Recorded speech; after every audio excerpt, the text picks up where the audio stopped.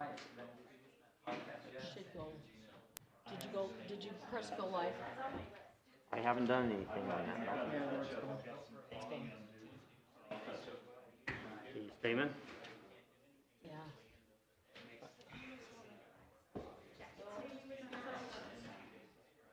Make sure that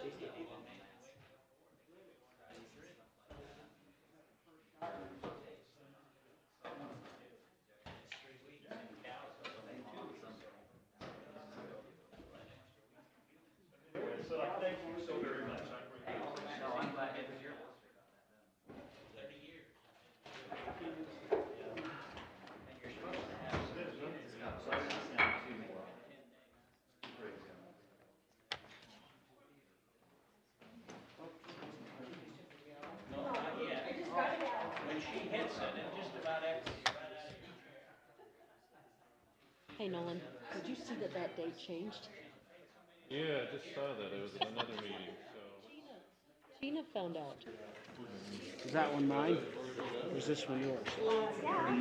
Good, how are yourself? Luckily, I got an email that said, we're having this in March. I didn't know that.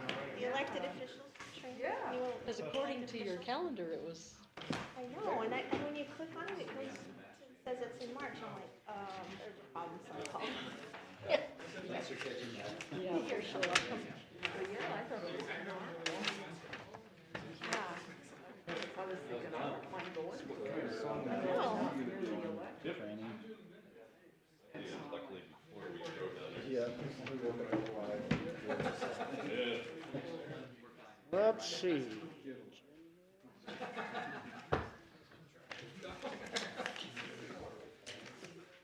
Thrown off by the minutes for a minute. So the voting machines, were January they, 26th and not were they the February 9th. dreaded ones Yeah. that we used? Only I haven't done The Dominion?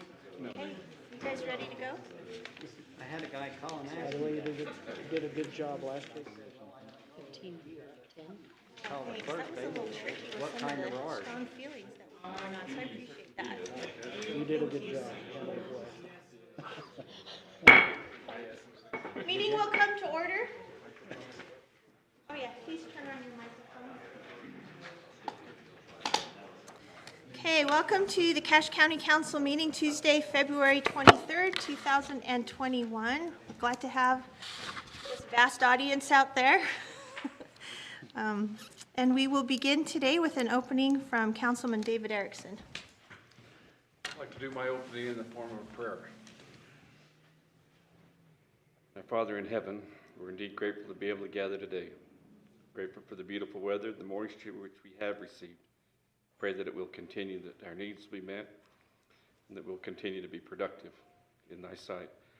We're grateful for the opportunities again to be able to meet together in such civil manner, to discuss the needs of the county, and to share an open, free dialogue with each other, and to be able to make the decisions which best affect everybody as a whole.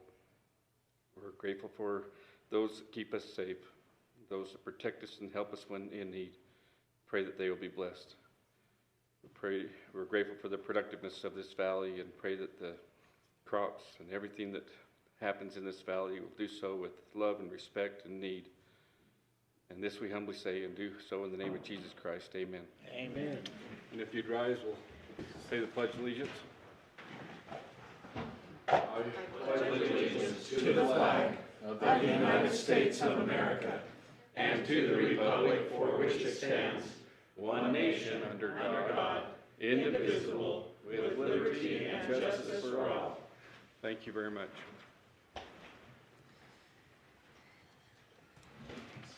Thank you, David Erickson, for that opening. The first item of business then would be to review and approve the agenda. Do I have a motion? I'll move that we approve the agenda for tonight. Second it? It's been moved and seconded to approve the agenda. All in favor? Aye. Any opposed? Motion carries. Second agenda item is review and approval of the minutes. And these are the minutes from the January 26th meeting. We don't have those yet from February 9th. I'm sure the clerk's office is working on them. So do we have any questions or changes to those minutes? I I move approval with one change under 10B. The vote to approve Jeff Ricks is, I wasn't included as an aye on that. I Okay, was an aye on everything else, but if you just add me to that as an aye, I move for approval with that correction. is there a second? I'll second it. It's been moved and seconded to approve the minutes as amended by Paul Borup. All in favor? Aye. Aye. Any opposed? Motion carries unanimously. Are there any follow-up on the minutes? Okay, seeing none, we will move on to item 6, the report of our county executive. Mr. Zipp. All right, thank you, Madam Chairwoman. I have a couple of items for you this evening. As far as appointments go, we have our Cache County Weed Board where we need to do some reappointments. We'll be reappointing everyone who's on the list before you. And then we have a new appointment. Mr. Israelson will be a new appointment. And I guess I'm a new appointment there on that board as well. So those appointments are before you. And I'm not sure what your preference is. Do you prefer that I give you all the appointments, or do you want to act on each of them individually? Council, would you like to take those each separately, or would you prefer to do that in its entirety? Well, in the past, we've always done it as a group unless there was some concern with a particular individual. Okay. Even though that UAC Board of Directors is a little bit questionable, I think we should move on as a group. Well, we're still on the weed board. Okay. We should maybe change the name of that board. That's a whole nother story. Actually, they can't. They It has can't. to be a weed board, because by statute, in order to get grants and everything that come with that, you have to have a weed board. So, but it's in the process of being changed at the state level, though. Good to know. Thank you, Dave. With that discussion, I'll move that we approve the appointments. Is there a second? Second. Okay, it's been moved and seconded to approve the Cache County Weed Board in its entirety. Okay. And then I have one more for you after that. Okay. All in favor? Aye. Aye. Any opposed? Motion carries unanimously. And then the second one I have is I'd like to appoint Councilmember David Erickson to be our representative on the Utah Association of Counties Board. With your advice and consent. And I'd move we approve that appointment. Second. It's been moved and seconded to approve David Erickson to the UAC Board of Directors. Any further discussion? Seeing none, proceed to vote. All in favor? Aye. Any opposed? Motion carries unanimously. All right, thank you, council members, and thank you, Councilmember Erickson, for being willing to serve in that position. The next item I have is the financial report. The January 2021 financial report has been provided to you for your information. And as far as other items, I just have one item that I wanted to bring to your attention. There was a Cache Metropolitan Planning Organization board meeting last night, and there were a number of items that went through that board last night. One of, I think, particular interest is there will be some funds made available for trail projects. There are two pots of money available. One is CMAQ and one is TAP. That stands for Congestion Mitigation Air Quality Funds, and then the Transportation Alternative Program. And I know our trail planner here in the county is working on some applications for some of those funds, so hopefully we'll be successful in securing some of those grant funds for some good projects here. But the most, I think the most, well, in addition to that, there will be COG funding coming available, but probably the most interesting thing that happened at that meeting last night was discussion about fast-tracking some of our projects that need to be done around the county, a number of our road projects. And there was discussion about potentially bonding for projects. So the reason I want to give you an update on that and a heads up on that is because you're the body that will decide to do that bonding. The Cache Metropolitan Planning Organization, at least according to what the staff has told me now, does not have the authority to bond for that, and it would actually be the county council that would bond. But it's something that has been discussed because the bond market is pretty affordable right now. We can borrow money for 1% to 2%. Meanwhile, inflation is at least twice that, if not several times that. So they are looking at potentially prioritizing some of the projects that they've already been working on, that have already been partially funded, and getting some of those projects going. So it'll be an ongoing discussion with them, and I'll bring you updates as there's more information. It was very preliminary discussion last night, and we gave staff direction to do some more research to help us to decide which projects might be prioritized, what the costs would be associated with bonding, and to return back with some of that information. So as we get that, I'll keep you updated as well, but I wanted to give you a heads up because it is something that you might be asked to do at some future date.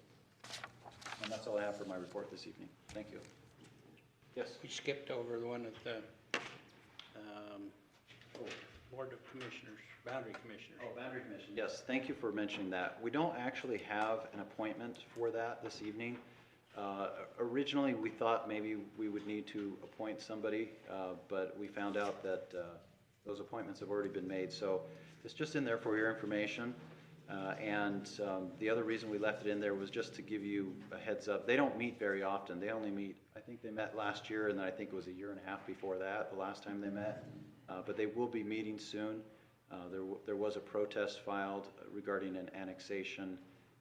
There was a request to annex into Logan, right on the Logan-Nibley boundary, and Nibley filed a protest, so they will be hearing that soon. So that's just an FYI for you. Thanks for reminding me about that one, Gordon. So is this David Erickson supposed to be appointed a one-year term? That's already happened? Yeah, they drew lots, and so we already appointed them, but then they have to draw lots to see who got what term, if I'm understanding correctly. And so that's why we came back with what terms they have in the full list. Is that correct, David Erickson? I was not at that meeting, Oh, okay. out of town on that meeting. That's why I got put as chairman. Snooze you lose. I wasn't there to draw the lots. So then he drew it for me. Shenanigans, I'm sure. Of course. Yeah. Thank you, Executive Zek, appreciate it. Thanks for the time. Okay, we will move to item 7A, a request for an extension of RAPS funding. Russ Aquina from Logan City. There he is. Want to come on up?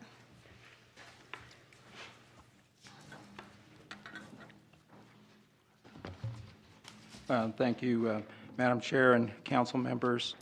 In fact, at my last report back here, I think there was a request for me to bring the mayor with me. I'm sorry that I was not successful with that request, so you get me again. Russ Aquina, Director of Parks and Recreation for Logan City. In November, we received a notice that we had, at the time, 3 projects that we were running up against the expiration date on 3 projects that had RAPS funding associated with it. Since that time, in our request to come before the county council, one of those 3 have been completed. But there are 2 that we have not yet completed that I'm here to request an extension of time for Logan City to complete those 2 projects. The first is the West Willow Angels Landing playground surface replacement. What was awarded for that project was $59,000 for that, and there is approximately $44,000 remaining with that. That project involves the replacement of the surface material for that playground. That playground is located just north of the Willow Park Sports Complex on the east side of the batting cages there at Willow West. The timing for that project involves the surface material and the concrete walkways that are to join to that playground need to be at the same elevation, which wouldn't necessarily be a problem other than the adhesive material for the new surfacing that we're going to have around the playground we need temperatures that are warm enough for that adhesive to hold. And in order for us to have the sidewalks match to the same elevation as the playground material, which is why this is themed as an all-accessible playground, we need those surfaces to match. And so once we have these rubber tile panels put in place in the playground, and once they're adhered and have cured, then we can take that elevation, which will be our final elevation, and match that to the sidewalks that will join to that playground. The sidewalks will come from the pavilion. I think this is the Rotary Pavilion that is east of the playground, and also the parking lot, which is south of the playground.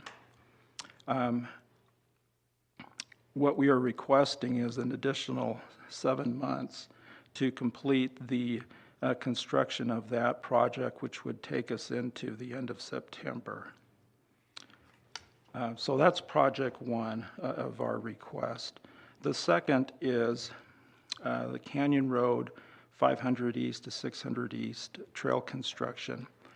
There was $75,000 awarded for that project, and we have remaining right now approximately $9,300 on that. On the record, it shows it as being $14,000 and change, but in that time of our notice, we had applied for flashing pedestrian beacons for the crossing of that trail at Canyon Road, and that's been encumbered. We just haven't received the invoice for that yet. According to the contractor, they plan to finish up by May 31st. Most of their work is asphalt and concrete, and in November, we were looking at completing the project, but due to some delays on the contractor's side, and then the sudden cold snap that we had, we didn't think it was well for work to continue with such cold temperatures that we were seeing in the latter part of November and December. But according to the contractor, which still has about $88,000 worth of contract work to do, of which the balance of this is a city match, he believes that the project will be completed by the end of May. And so on that project, we are requesting an additional 3 months of time from this meeting for that project to be completed. Aside from these two projects, and the last time that I came to present to you, at that time, I was bringing information or the process for which there would be a change in information to another RAPS project involving the conservation easement on the Kunzler property. This is west of 10th West, north of the Logan River. Since that time, the city has met with the State Quality Growth Commission to hear a request by the city to reduce the size of the conservation easement as a result of the owner and developer having some changes to their project, changing the size of the conservation easement from 73 acres to 47 acres. And the change in the numbers, if you will, both in terms of the Leroy McAllister grant that the Quality Growth Commission awarded to the city, reducing that, those numbers have now been solidified.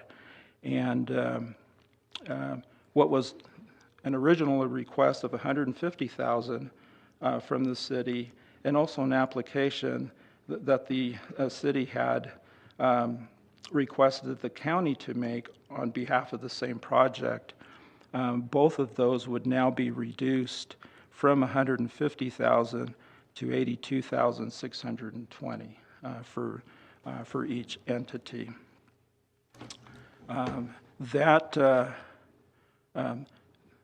That represents the request before you today. Again, it would be a matter of a request of additional time for the city to complete these two projects, and then the change in the award amount on the conservation easement project.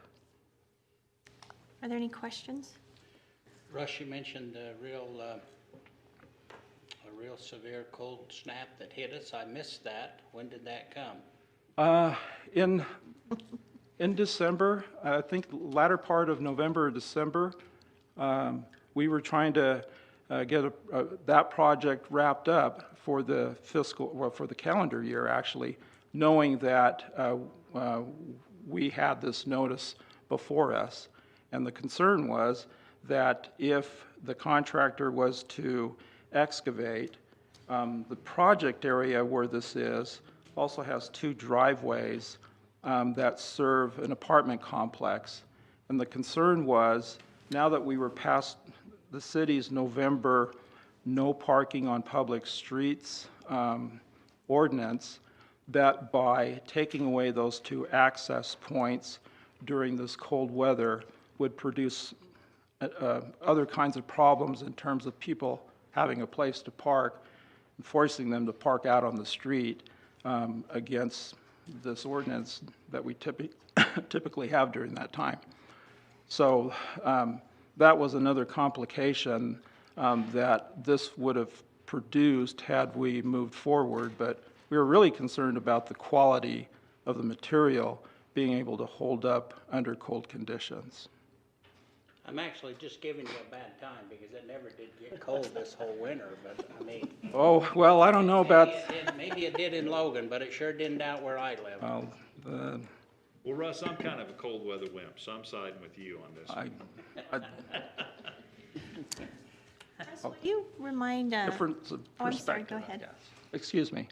Will you remind me, the change from 150,000 down to 82,620, was Logan going to keep that money and apply it to another project, or was that going to go back in the RAPS pot? No, our understanding from the last time I was here was that that would be returned. Yeah, that's I couldn't remember. Come back. Thank you. Thank you. It's not too often we get money back. That's true. That is an anomaly. It was because it was a change of the request total, and to just allocate that to a new one is unfair to the whole pool that had their requests in. Yeah. So we bring it back, and then I think new requests this year, we'll just put that into that pool for this next year, so. Right. Madam Chair, I think that Russ has presented in an adequate way that we do need in order to make the project work properly. It'll go ahead and grant the extensions and allow them to proceed with a little extra time. I'll second your motion. Okay, it's been moved and seconded to grant these 3 extensions. Is there any further discussion? Seeing none, go ahead and vote. All in favor? Aye. Aye. Any opposed? Motion carries unanimously. Great, thank you. Thank you, Russ. See you next year. Sorry, I'm jumping on his ribbon right now, so. We're very good to Logan City, and they're very good to us, They so are. it's okay. We do see you quite regularly, though, Russ. We like you, so it's good if you come hang out with us. Okay, the next item on the agenda is the impound facility update by Sheriff Chad Jensen, and he just texted me and says he's been held up in committee and he's been asked to move further down on the agenda, so he said, put me last, so we'll do that, and Council and Barbara, if you'll remind me so I don't forget. And then the next item, 8A, was a department committee report from the Cache Valley's Visitors Bureau. Julie Hollis-Terrell had planned to be here. She had minor surgery that turned out to be a little more than she bargained for, and so she asked to be put on a future agenda and to be excused. So we'll skip that item. Next item is the Board of Equalization. Now, remind me, do we need a motion to go into it and also come out of it? Okay, do we have a motion to go into the Board of Equalization? So moved. Second. Okay, moved and seconded to move into the Board of Equalization. All in favor? Aye. Any opposed? Okay, motion carries. So we had quite a few documents or requests. Did council have any concerns or want to talk about any of them specifically? The only question I had was on the, let's see.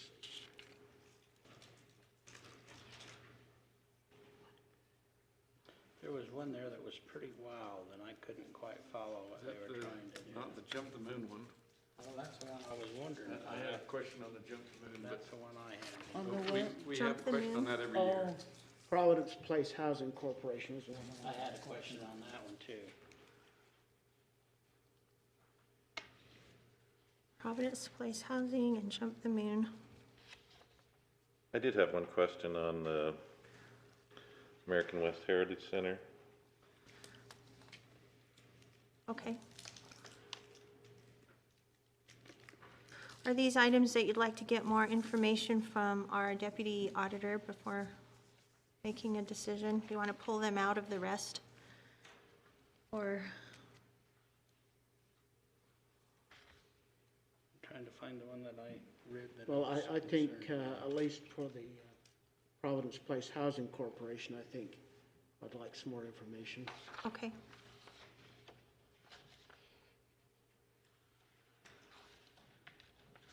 I don't know about the others.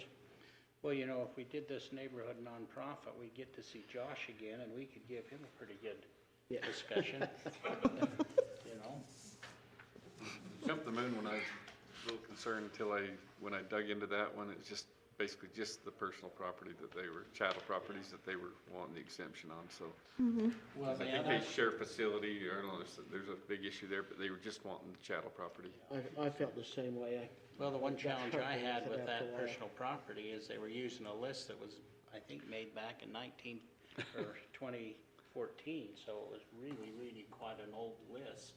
And from what has transpired since 2014, there's a lot of things that could change in a list. Maybe we ought to have them redo that list. And that was on which one, Gordy? The moon one, I think. Jump the Moon, okay.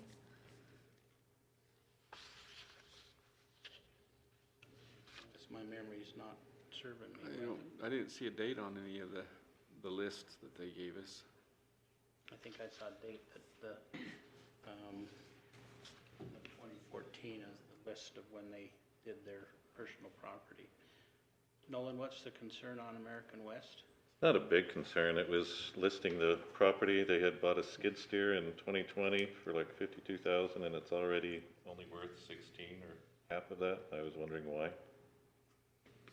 Maybe they wrecked it, I don't know. It We can didn't tie certainly in with ask. everything else. Everything else was in the 90% of value, and this was down to 48%. And Yeah, yet it that was, does make a question. yet it's only not even a year old yet, so. Yeah, they don't lose value either. But so- yeah, but yet, whether it was valued at that or, Well, it was bought new at 52,000 in 2020, and then they say the value is now like half of that. Not even a year old, and yet all of the other equipment stayed the value up in the 90% range. So I just like, that's odd, and I'd like to know why. Definitely a question. that's a good catch on that one. The higher their CPA on accelerated depreciation. Property, yeah. That's, Any other questions on any of those? Would the council like to approve the remainder? well, I would move that we, let's pull those two. Yeah, the jump the moon wasn't really a heartburn for me, but, Me either. that we pull those other two for more information. I had three, Providence Place Housing, Jump the Moon, and Not- American but West. I'm willing to take jump the moon off. You'll take Jump the Because Moon it's off. just a personal property, it didn't, unless, Gordy, No, it's fine, I just so I move that thought we, that should be. we pull those other two off and then go ahead and approve the rest. I'll second you, David. Okay, it's been moved and seconded to approve these exemptions except for Providence Place Housing and American West Heritage Center, as we want more information on that. Further discussion? All in favor? Aye. Any opposed? Motion carries unanimously. Motion that we exit Board of Equalization. Second. Okay, been made and seconded to leave the Board of Equalization. All in favor? Aye. Any opposed?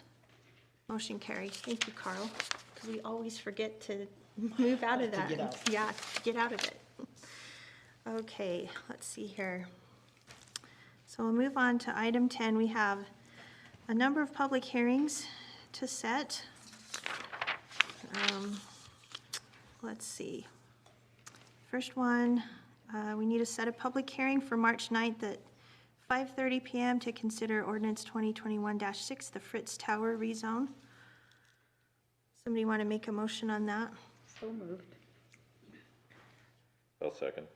Okay, it's been moved and seconded to set a public hearing for the Fritz Tower rezone at March 9th at 5:30. All in favor?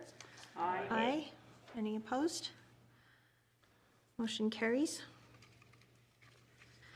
Would it be easier to just set these all at once, why don't we do rather than go that? through all of them? Madam Chairman, I Yes. move that we go ahead and set the public hearing on March 9th at 5:40 for ordinance 2021-07, 5:50, 2021-08, 6 o'clock, 2021-09, and 6:10, resolution 2021-04. Is there a second? I'll second that. Okay, it's been moved and seconded to set those 4 public hearings as just stated. All in favor? Aye. Any opposed? Motion carries. Okay, we will move to pending action. Okay, we have resolution 2020-2025, oh, that's a tongue twister. Declaring county interest in real property located on Wolfpack Way, described as parcel number 45851 as surplus property. If you guys remember, this is that northwest corner of the roundabout. It's in Hyde Park. It's 3.29 acres. And we forgot to do this back in November. Well, we've discussed this, we've vetted it quite thoroughly, and I would move that we approve resolution 2020-25. Second it. Okay, it's been moved and seconded to approve resolution 2020-25. Is there any further discussion? Seeing none, we'll proceed to vote. All in favor? Aye. Aye. Any opposed? Motion carries unanimously. Okay, next item of business, 11B, is ordinance 2021-05, and this is the alcohol ordinance, and I have asked John Luthi if he could give us an update on where we're at with that.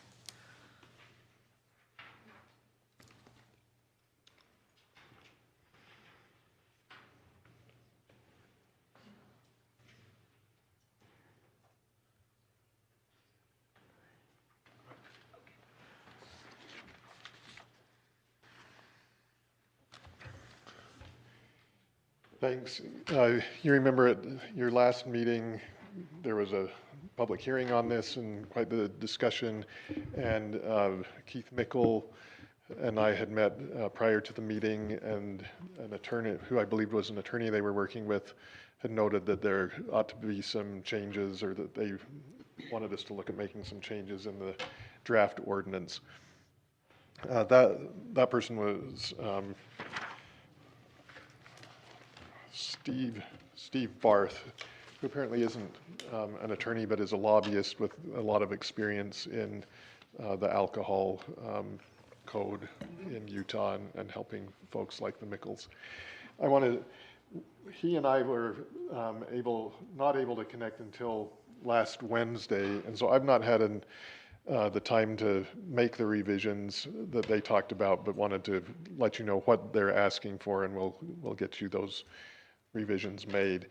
The primary concern to me, it seemed, was that the code is drafted, and I noted that the last meeting that we modeled this after another county's alcohol ordinance. I said that was Wasatch County. I misspoke. It was Summit County. Summit County's ordinance is the one that we modeled this after. But it does look like there are some things that probably ought to be tweaked. One is that the council needs to give consent for any alcohol licenses. And the ordinance as drafted puts both the issue of giving consent and then what would ordinarily just be requirements for a business license, and lumps them all together.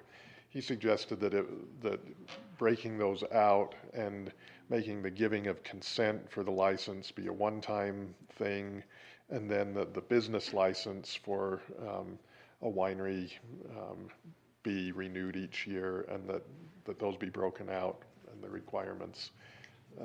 Anyway, once you get the consent, you've got the consent, and then you re-up your business license yearly, and there would be requirements to do that. And if you don't have your business license, then the state's not going to renew your alcohol license. So it doesn't change the requirements really, but just puts it in a better system, I guess, so to speak. The other major request is that we add into the ordinance that they would have consent to become a package agency. And that is so that they could manufacture the wine, have tastings on site. You can do those two things with the winery manufacturing license. But to then sell the wine on site, they would need a package agency license or a package agency agreement with the state. But just like the licenses, the local authority has to give consent to that. So they would like to add that in. And I don't know if you had assumed that they would be able to sell on site or not, but if they're going to sell on site in addition to having the tastings, we would need to add in the consent for a package agency. Then they noted that there's some provisions that kind of were duplicative, and as I looked at it, yes, we can kind of streamline our language and make sure that different requirements are only in one place. They also noted some places where the county could expand its oversight, notably that as written, we would do a BCI criminal background check through the state system. They're suggesting that if we have the ability to do the nationwide criminal background check, that we add that in, and that we require notification to the county if a manager of the facility changes or if ownership changes. We had initial, that we would need that information initially, but that they would be required to notify us if there's changes. So those aren't the only ones, but kind of some examples. They had some language that they felt like ought to be clarified. The primary example of that is we noted that any advertising or advertisement of alcoholic beverages in or upon county-owned property would be prohibited. They said that could be read very broadly, that if there's an ad in the Herald Journal for alcohol and then the Herald Journal is sitting in the county building here, that technically maybe that would be a violation. I'm willing to go back through and just make sure that we're wording things the way we want them to be worded. And then their last thing was a lobbying pitch to expand and allow banquet licensing as well, and not prohibit sale of alcoholic beverages at the county fairground. I forget the name of the building now. Event Center. So that rather than people being given permission to bring in their own alcohol, that it's sold there on site, which would allow for more oversight, is their pitch. Those are issues that we've discussed leading up to where we are, but they had a pitch for allowing additional licenses. So those are the things that we'll be addressing, other than unless you give direction on the banquet, adding in additional licenses, but that's not what you've discussed to this point. So I could use direction on if you'd like to add in the package agency consent, and then those are the other things that I'll be working on, updating the language. Question, John. If this is to pass and that they were able to get a packaging license because it was permitted, what all can they sell there? Just their own wine, period? That's a good question. I've kind of assumed that, but I Not don't. that they become a state store, you know, that's what I'm saying, is it written in the law that, So what I have read, and I need to do some more reading, but what I have read is that if you give consent, then they enter an agreement with the state. And I'm sure that that agreement would define what they're able to sell there on site. And beyond that, I don't know. And I would kind of I assume, got in my mind, if they get that type of a permit from the state, I'm not so sure that they won't be able to qualify for a liquor license. to sell more than that. I can look into that and I see don't know, and what all. suddenly they become a state store. Well, they would be a state store. They become a branch of, essentially, of the state liquor stores under an agreement that has some restrictions, and how restrictive that is, I don't know. I did see that the state is limited in the number of those that they can give. There can be, now I've forgotten the formula. For a minute I had to memorize. There's a formula that limits the number of those that the state can give. And they can be given one to just be a year-round package agency, or it may be that they would be seasonal.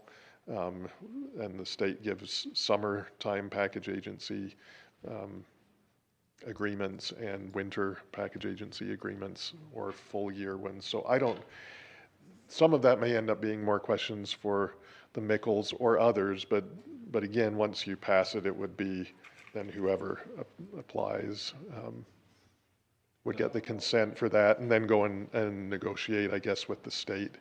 I will do some additional research on that. Doesn't that go back to what we talked about before? If they lose their grape crop, then can they sell other, or? Yeah, that's my question. And that's my concern. This really doesn't specify Yeah, there's not, that no they have writing to in use it. their own crop, that they have to use a certain percentage of their own crop. It just opens it up to, well, we can buy 3 semi-loads of grapes from California and bring them on site and process them. And that's not what this is. So that portion would be in a subsequent ordinance. Land And use this is always hard to keep track of, but there's the alcohol ordinance that's in front of you that would allow them to go and get a license. And what's contemplated right now is the wine remanufacturing license, perhaps also the package agency part. But then where they use that license, unless the land use code makes that a permitted use in some zone, if they've got the license, they can't use it until we say, and here's the zone where that's permitted, and at the same time may say, and you've got to have whatever percentage of your crop. That part would be a subsequent land use ordinance that is on hold. We've given you a couple of different drafts of that, but it's kind of on hold until this portion goes through. And what, if and when that does, then we would move on to the land use portion. So can I ask a clarifying question on the package agency piece? Those are licenses issued by the state to run a package agency. And right now, this isn't anything new to Cache Valley, if I'm understanding it right. Let's just take the state liquor store that Gordon took his foray into a couple weeks ago at downtown Logan. But there's also one currently in Richmond, Utah, if I'm understanding that right, that sells. There may be, I don't know. Sells liquor. So those are already there, bookending this particular piece of property. All we're talking about now is to say, in unincorporated counties, we would allow for a package agency that already exists in Cache County, at least in 2 areas, and the state regulates those based on population. So if we didn't do it, Smithfield could, Mendon could, Hiram could, Paradise could, Logan City could add another one. I mean, we're not, by not doing this. What's in Richmond? Is it a state liquor store? Package, licensed package agency. It is a liquor store there. Because there is just a little bit of difference that the state opens and runs the liquor stores. So it sounds like that's, So the state does it, and then they will also allow a private citizen a license Yes. to run one on a smaller scale. They've got them in Tremont and yes, outside Tremont and in Richmond and things too. Yeah. So yeah, so that's what that would be. okay.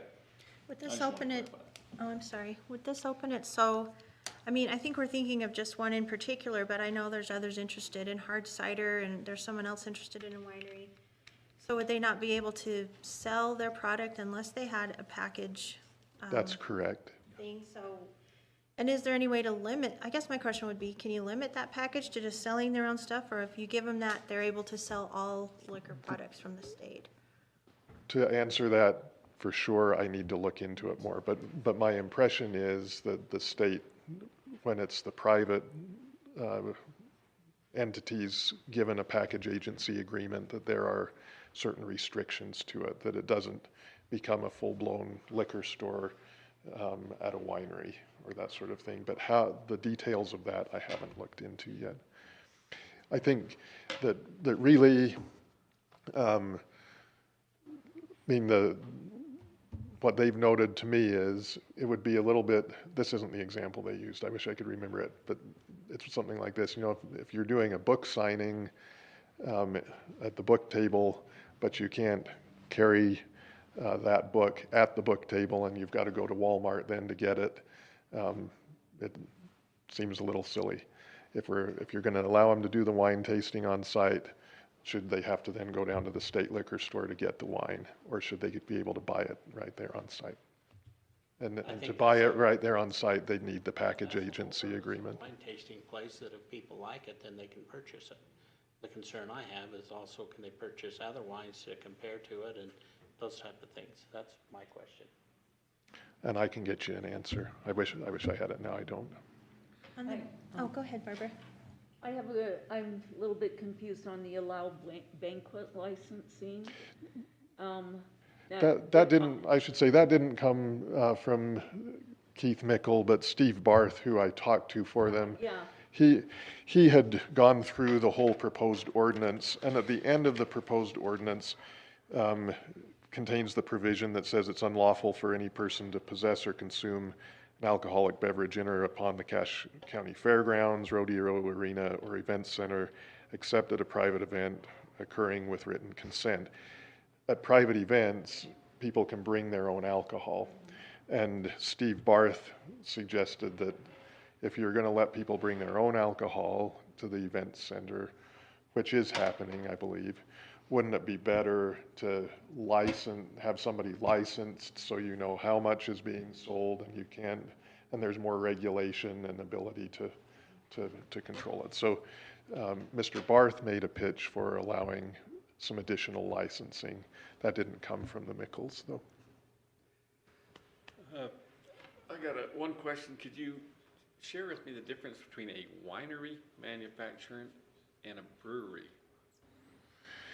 And, you know, and I know this is just for winery manufacturing. So the state, what's the spectrum within there, and what's the spectrum in the other, and are there other titles or names given to other things? Yeah, so there are 3 manufacturing licenses that the state can give. A winery manufacturing, I want to say brewery, it may not be that title, but it's essentially brewery, and then a liquor manufacturing. A distillery, yeah. I'm getting the names wrong, but those 3 categories. And so what is encompassed within wine, as you look up the definition for wine, is really any fruits, milk, and honey, any alcohol derived from those sources. So that's why then you get your hard cider and berry wine. We've got berry places in the valley. You can do berry wine if it comes from fruit, milk, or honey. But this then doesn't open up the doors for beers and for, you know, backyard manufacturing of other kinds of liquors out there, of other kinds of... Well, so that was kind of a point that I made at your last meeting, that if you open the door or keep the door closed, because they have to come and get consent. But if your rationale for consent for the wineries is agriculture, Then when someone comes and says, well, my agriculture isn't berries, my agriculture is hops, then it's hard to say, we're going to keep the door closed. Well, and see, that's what, at what point do we define agriculture as one grape plant?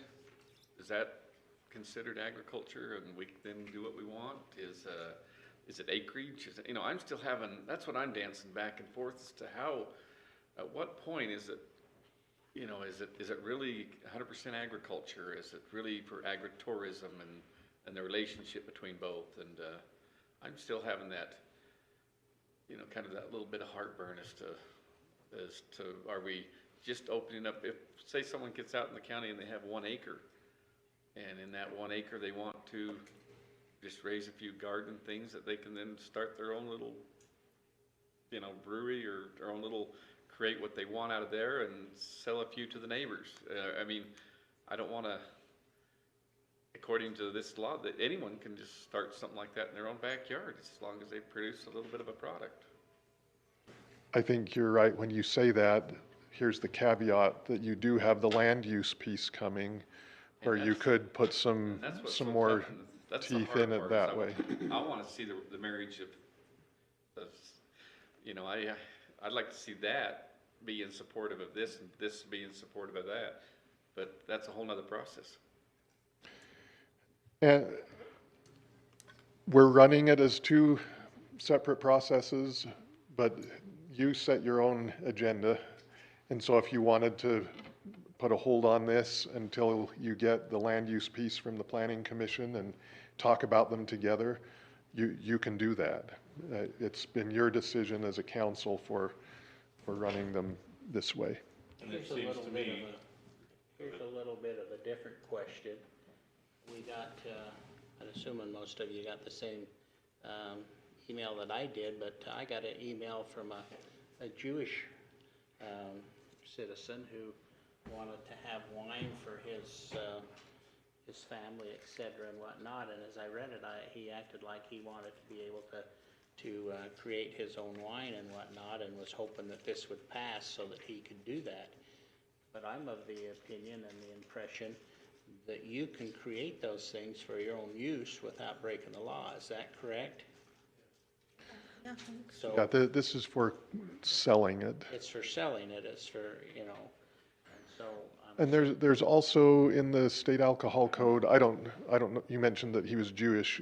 I don't know if that had to do with religious practice, but there's also. Sounded like it did. There's separate provisions for religious use of alcohol. And then it ran in my mind that I thought with what he asked for what he wanted to do in his own family, he could do it, you know, within the laws that we've got now.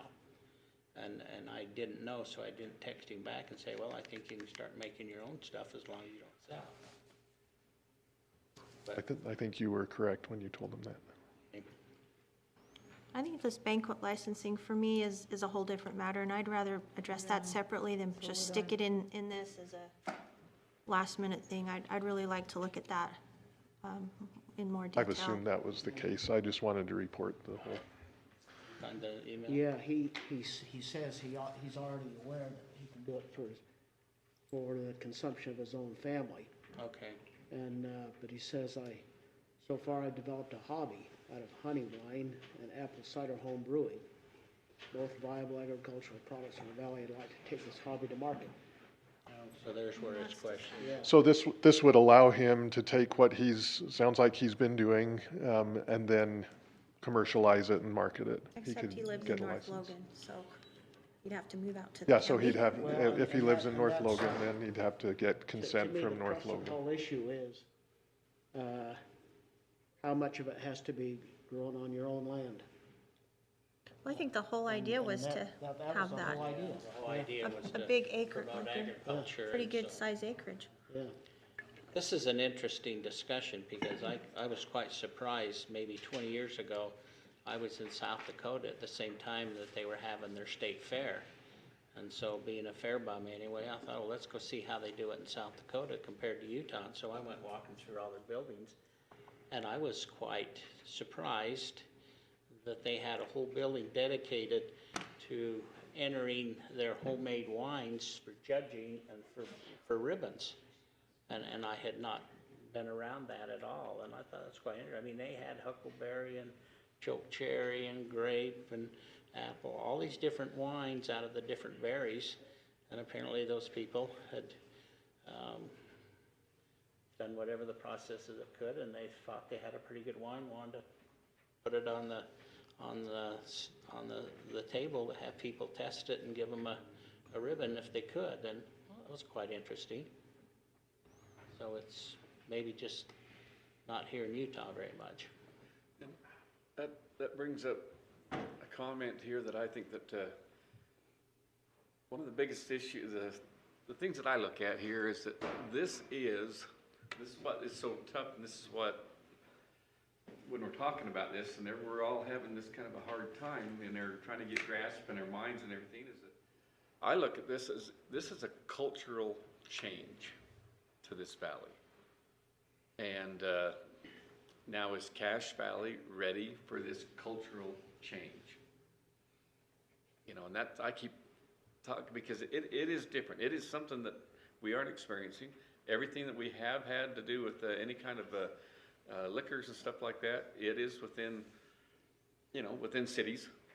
And even productions, I don't know of a whole lot of production places. And as far as, you know, wine tasting, I mean, these are cultural changes. And that's why it's always so hard is when, you know, we look at Cache Valley and are we ready for a cultural change?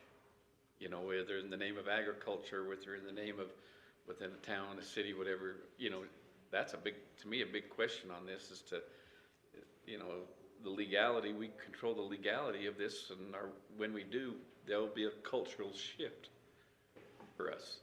And maybe we are, maybe we aren't. We've talked about the economy changing, about the inviting outside people that come here for events and things like that, you know, that we need to open up our culture a little bit more for them. You know, this is always when we open things up too much, when you do it, they will come.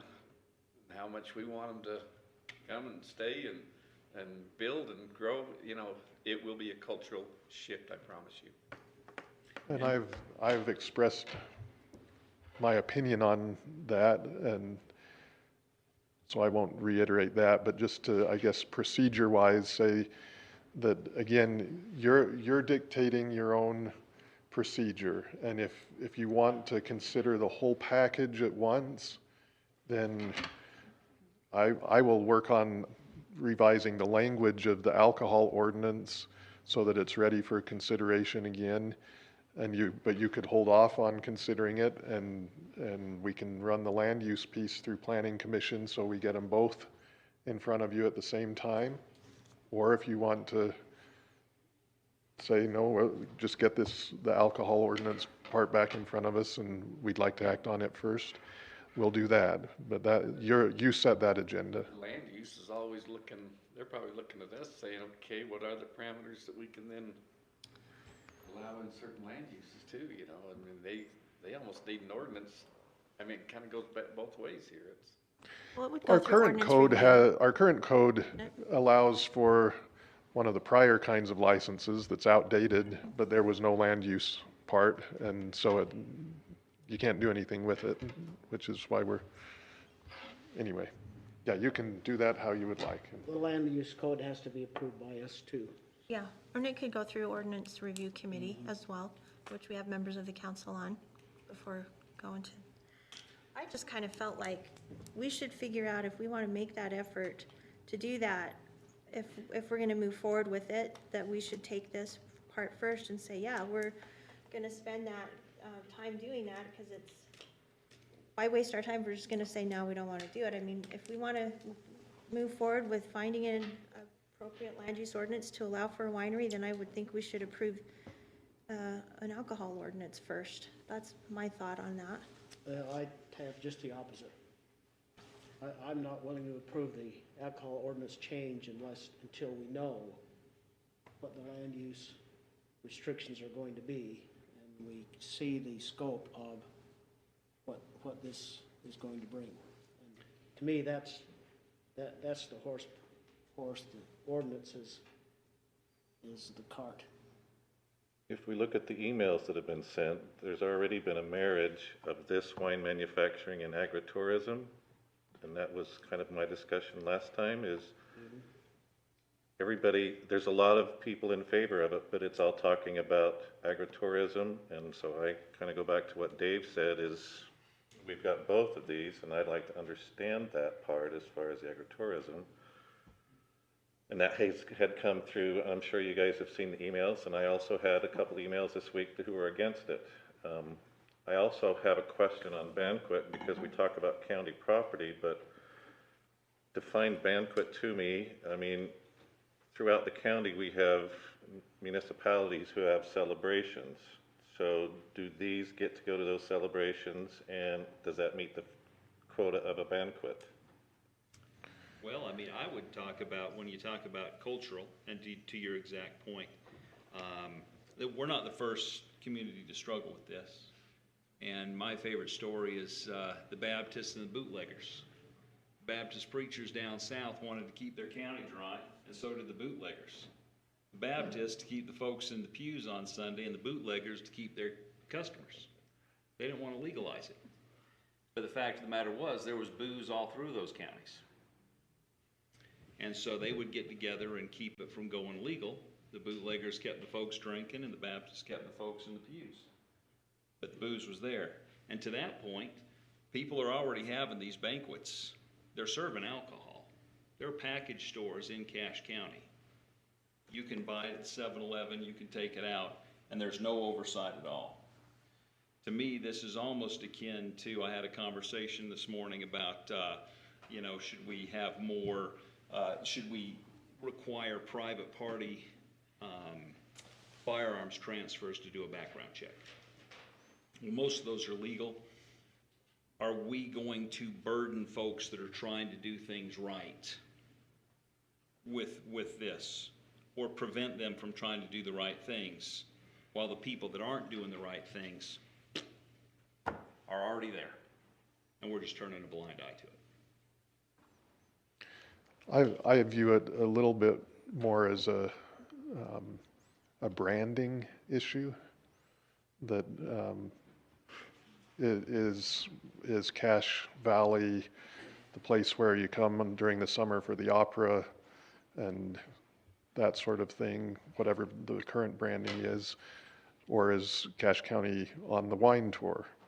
And that's a cultural change as to how we brand our county for tourism and that sort of thing. And that could be, but can we control that messaging if Logan's pushing, we're getting a new brewery, we've got the Cache Events Center that's now licensed as a bar, we've got the White Owl. Do you have conflicting messaging going out? And you can say, we don't do it in Cache County, but yet every municipality in Cache County is diluting that message. That makes it hard to brand if you have conflicting channels.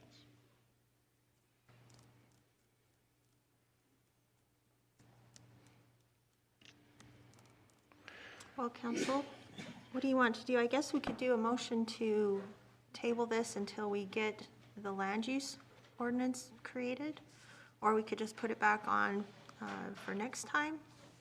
What do you guys want to do? I'd make a motion that we table this until we have land use codes and things in place so that we know exactly what we are opening everything up to. I'm not even comfortable with the notion of agritourism. I just think if we want to allow wine tasting and production of wine as a farm product, then I think that's great. But we need to be able to control the expansion of that into other areas that maybe aren't so great. So I would make a motion that we table this until we have land use ordinances in place and so that we know exactly what it is we will be approving. So you're suggesting that we discuss what a winery does as far as land use, meaning how many acres do we have to plant to make it a viable winery tasting site? I have no question, I have no understanding of how many No, acres. I don't either, but we talked a lot about percentage of own crop as opposed to bringing in other product from other places, because that defeats, I mean, that's not agriculture for Cache Valley. No. That's, Well, and if you want to take it a step further, that's why even simply, bring? that's why- simply manufacturing. Yeah, why even bring it in from somewhere else to supplement the Cache Valley Yeah. grapes? Why don't we just bring in the bottles? It's a lot cheaper to bring it in bottles than it is to haul it in. And That's how I feel. I mean, I think I made my point very plain 2 weeks ago that I'm not in favor of it, and so even if you do land use, I'm not interested. I'll probably still vote against it, but, you know, everyone's got their own right to vote the way they feel, so that's where I'm at, Madam Chair. I feel the same way, except that if it's true agriculture, then that's one thing. If it's manufacturing, that's another thing. I think the difference, Carl, would be they have to plant a certain amount of acreage, and they'd only be allowed to bring in certain amounts to help out if there was a crop failure, and crop failures can happen. I was gonna say, crop failures happen with hay and with every other agricultural crop that's planted. They have the risk of crop failure. Do we regulate any other industry as far as, Dave, if you're a farmer and you're growing a bunch of crop and it fails and you have a contract to deliver? No, I mean, Do we regulate you and say you can't fulfill that contract outside of Cache Valley Hay? If I have a crop failure on my hay and I just got to herd a dairy cow, I have to go out and buy hay from somewhere. You buy it wherever it's the cheapest. I think it'd be highly. We want to regulate it. If we're going to go into it, we need to go into it and give them an opportunity to be successful at it. And perhaps buying outside is dependent on a verified crop failure. I know so little about the production of wine that I don't know how many acres it's going to take to make it a viable winery, and I don't know if we even can produce viable grapes in Cache Valley. I don't know. I've never investigated it. I think at least for me, I would say if a businessman's gonna plant 10 acres, if we say you're gonna, you gotta have 10 acres and you gotta plant it in crop, that's as far as I wanna go. He's taking a huge amount of risk. For me to then start to micromanage from here, his business, I think is highly problematic. I wouldn't want the government getting involved in that piece. And so if we're looking at this as a land use to say we wanna keep open space, and you've got somebody that will take the risk of planting the crop, at that point in time, I want hands off. Yeah, I think I'm with you, Paul. If we decide to do it as a council, and the valley wants us to do it, then we shouldn't put restrictions on an individual as how big he can grow, or how many grapes he can press. It's just an agricultural thing. There's no limits on me on how much milk. Well, that's not true. There is now. I was gonna say there's any limits on how much milk I can produce, but now we are under a contract that we can't produce only X amount. But I can produce as much hay or wheat or barley or I think a person can produce all the grapes they want in the valley. It's just that they're probably looking for a place to sell them after they've produced them. Well, and yeah, I don't have an issue with that. We want them to grow what grows and what will be profitable for them. But I'm saying we need to make a differentiation here. Are we approving agriculture or are we approving manufacturing? And that's the difference. I think it's the same thing. No, it's not. Well, you're saying that you want to make it so that agriculture can be more viable in Cache County because apparently grapes are more profitable than wheat. But in order to do that, you got to manufacture it. So the two of them are interlocked. Well, they are. Yeah. But you're right. I agree. Yeah. Do you see what I'm saying? Yeah. Absolutely. John? I guess you've got a motion. We do, but we don't have a second, so go ahead. I was just gonna say, if you do, I was gonna let you know kind of the direction that we are taking with the land use ordinance. If you vote that you'd like to table this until you have that, so that if you want to say that's not quite the direction we want to go, we could do that as we start running that. So maybe you should act on the motion or see if there's a second before I take up that time. You want to, okay, so we have a motion. Is there a second to Carl's motion? To table it until we get a land use ordinance written? Chair rules motion dies for lack of second. So now where are we? So- It's interesting. A lot of the, it makes, this is a tough issue because, we're weighing a lot of backgrounds. Again, there's a lot that's bombarding us. And, I know, I've been back in Kentucky several times, 20-something times plus, I don't know, it seems. And I've been to places where they manufacture bourbons. And most of the bourbon in that area is manufactured in dry counties. And they are. You go there for Maker's Mark, you go there for Jack Daniel's Wild Turkey. I mean, all these things. And you go on these tours and everything, and they'll give you taste tests and stuff after, I heard. And, you can put that in the paper now. Sometimes we don't know if you're telling the truth. No, That's okay. Well, I just didn't let everyone taste. Okay, but anyway, we went there, and I've been there several times, and it's really fascinating. The processes are fascinating. There's a lot of agriculture products that are used and brought in, and for those different liquors and stuff. But that area right there where most of those are produced, they're dry counties.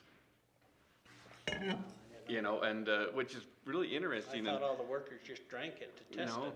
No, but they are allowed, they cannot sell any of their liquors but they can do a taste test so that you can go taste their flavors and stuff. Okay. So in a lot of ways, I guess you could say that's agritourism, and they're letting it taste, but there's minimal. You can't just sit there and drink all day. I think some of them probably did, but they tasted it. Now, but to go purchase any of those things, you still had to go to a different county to buy it. So they didn't have the package. Interesting. They didn't have the package label, I guess. Okay, but again, that's them, and I'm not saying that's what we want to do here, to be able to promote this, some agriculture and products and stuff like that. But we're next stepping over the line so that we can not only taste it, but then we can sell it at that premise too, right? And so it's kind of becoming, as soon as we start doing those kind of things, again, to me, it's a cultural shift that takes us from the controlled city ordinances and let them do it within their businesses to, we're going to bring that same attitude out into the county. And that's why I say, are we ready as a county to make that shift? The other thing I am a proponent is private property rights. And it is a right for a person to make money on their property. But it's also not a right to do something that, that I guess that the county says it's illegal to do on that property. And that's what we've either got to give them the permission to do it or not. Either got to make it legal or not. So how much do we infringe on that too? That's always, so these are tough questions, and I've been wrestling for several weeks with it.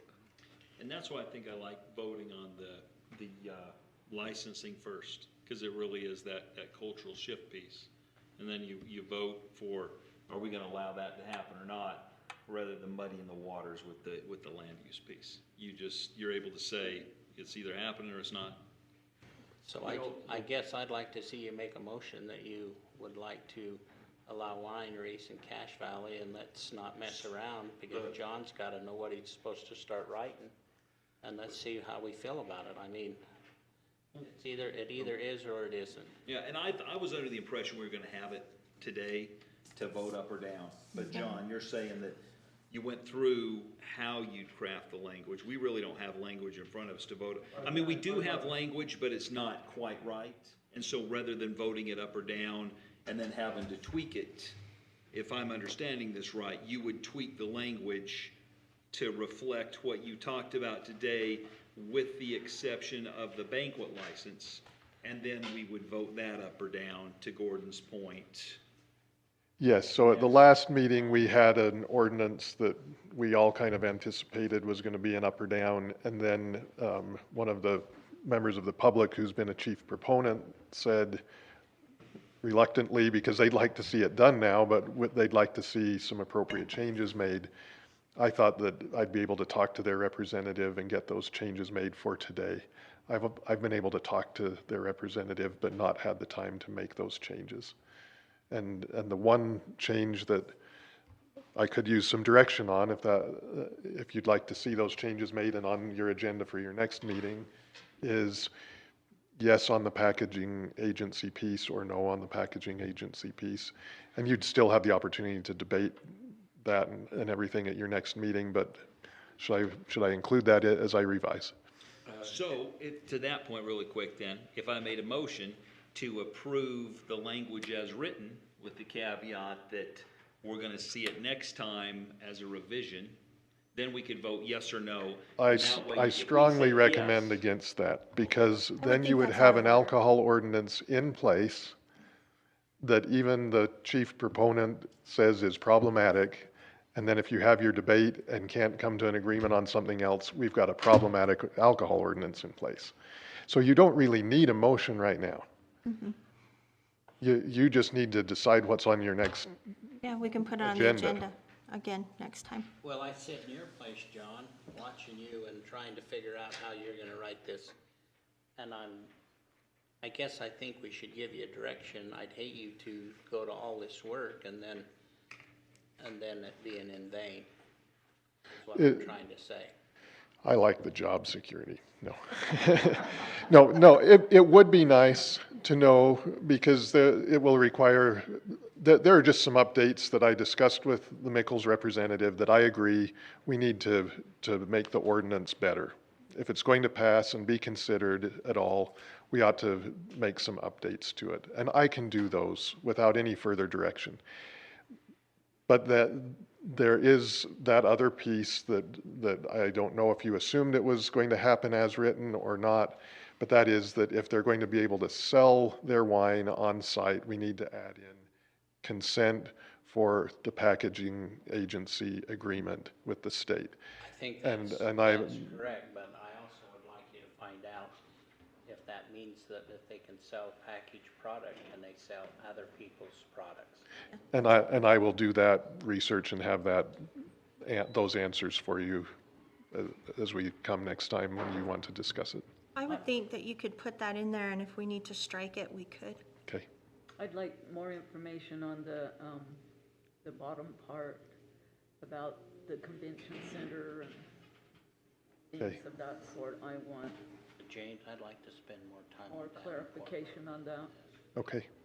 Okay, so it sounds, council, like we want to continue this discussion under pending action at our next meeting and have John bring back a written document. Updated draft. A revised draft. Yes. I have one question.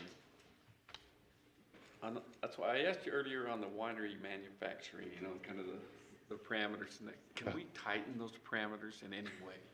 We can. That definition? We can't change that. Do we allow wines? Nope. We can take what the state options are, and they have their different licenses that the state can give, and you can give an up or down on those state licenses, but you can't tweak that. How about in the land use portion? Can we be very limited as to specific types of production?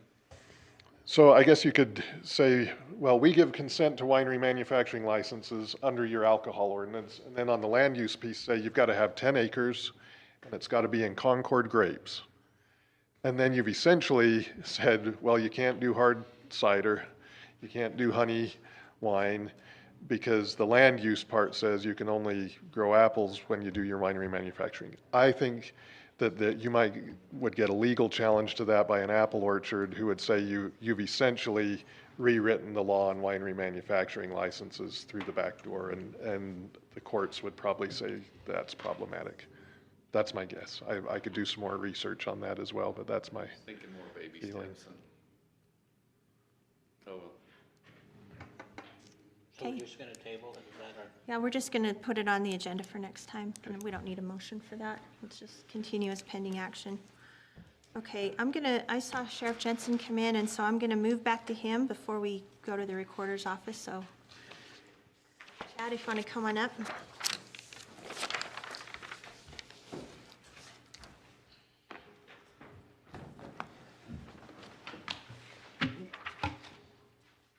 Well, thank you. I apologize. I'm late. Session gets ugly and committees go long and you don't have control over those. You just get stuck with what they serve up to you. I thought that's that flashing light on your vehicles all 40 times. The worst problem is I sit in Zoom meetings and I go blind looking at that computer, then you can't even really get into the fight with it. But it'll get over with in about 9 more days, so we'll see what damage gets done before the end.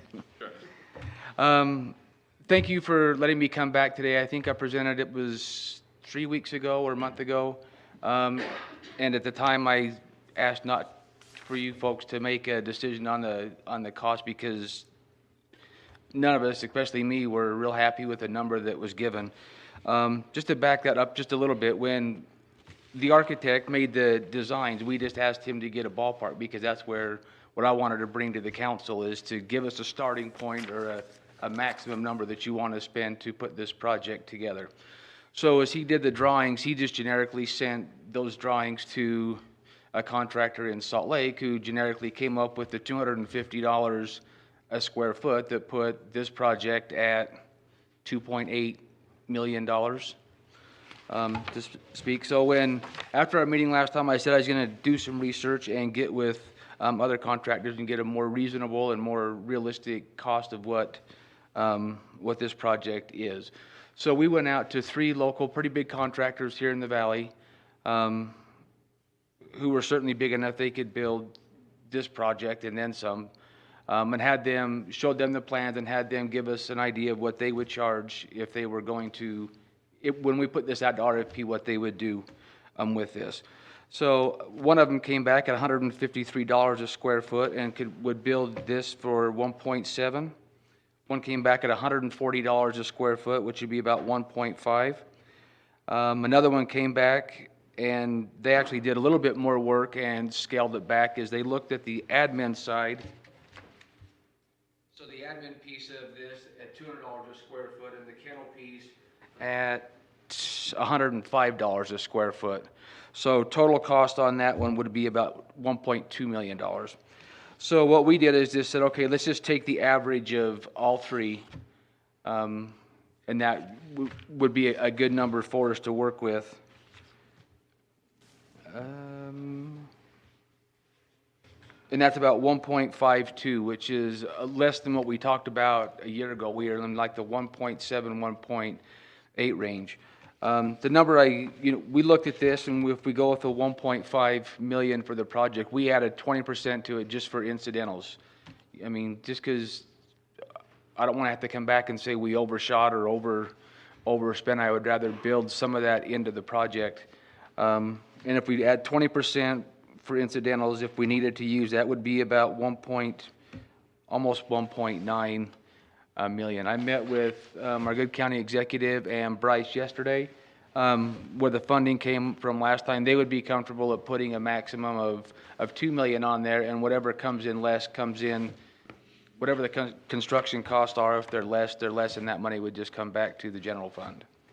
But it would give the cushion that we may need for supplies or groundwork or whatever may come up during the construction piece.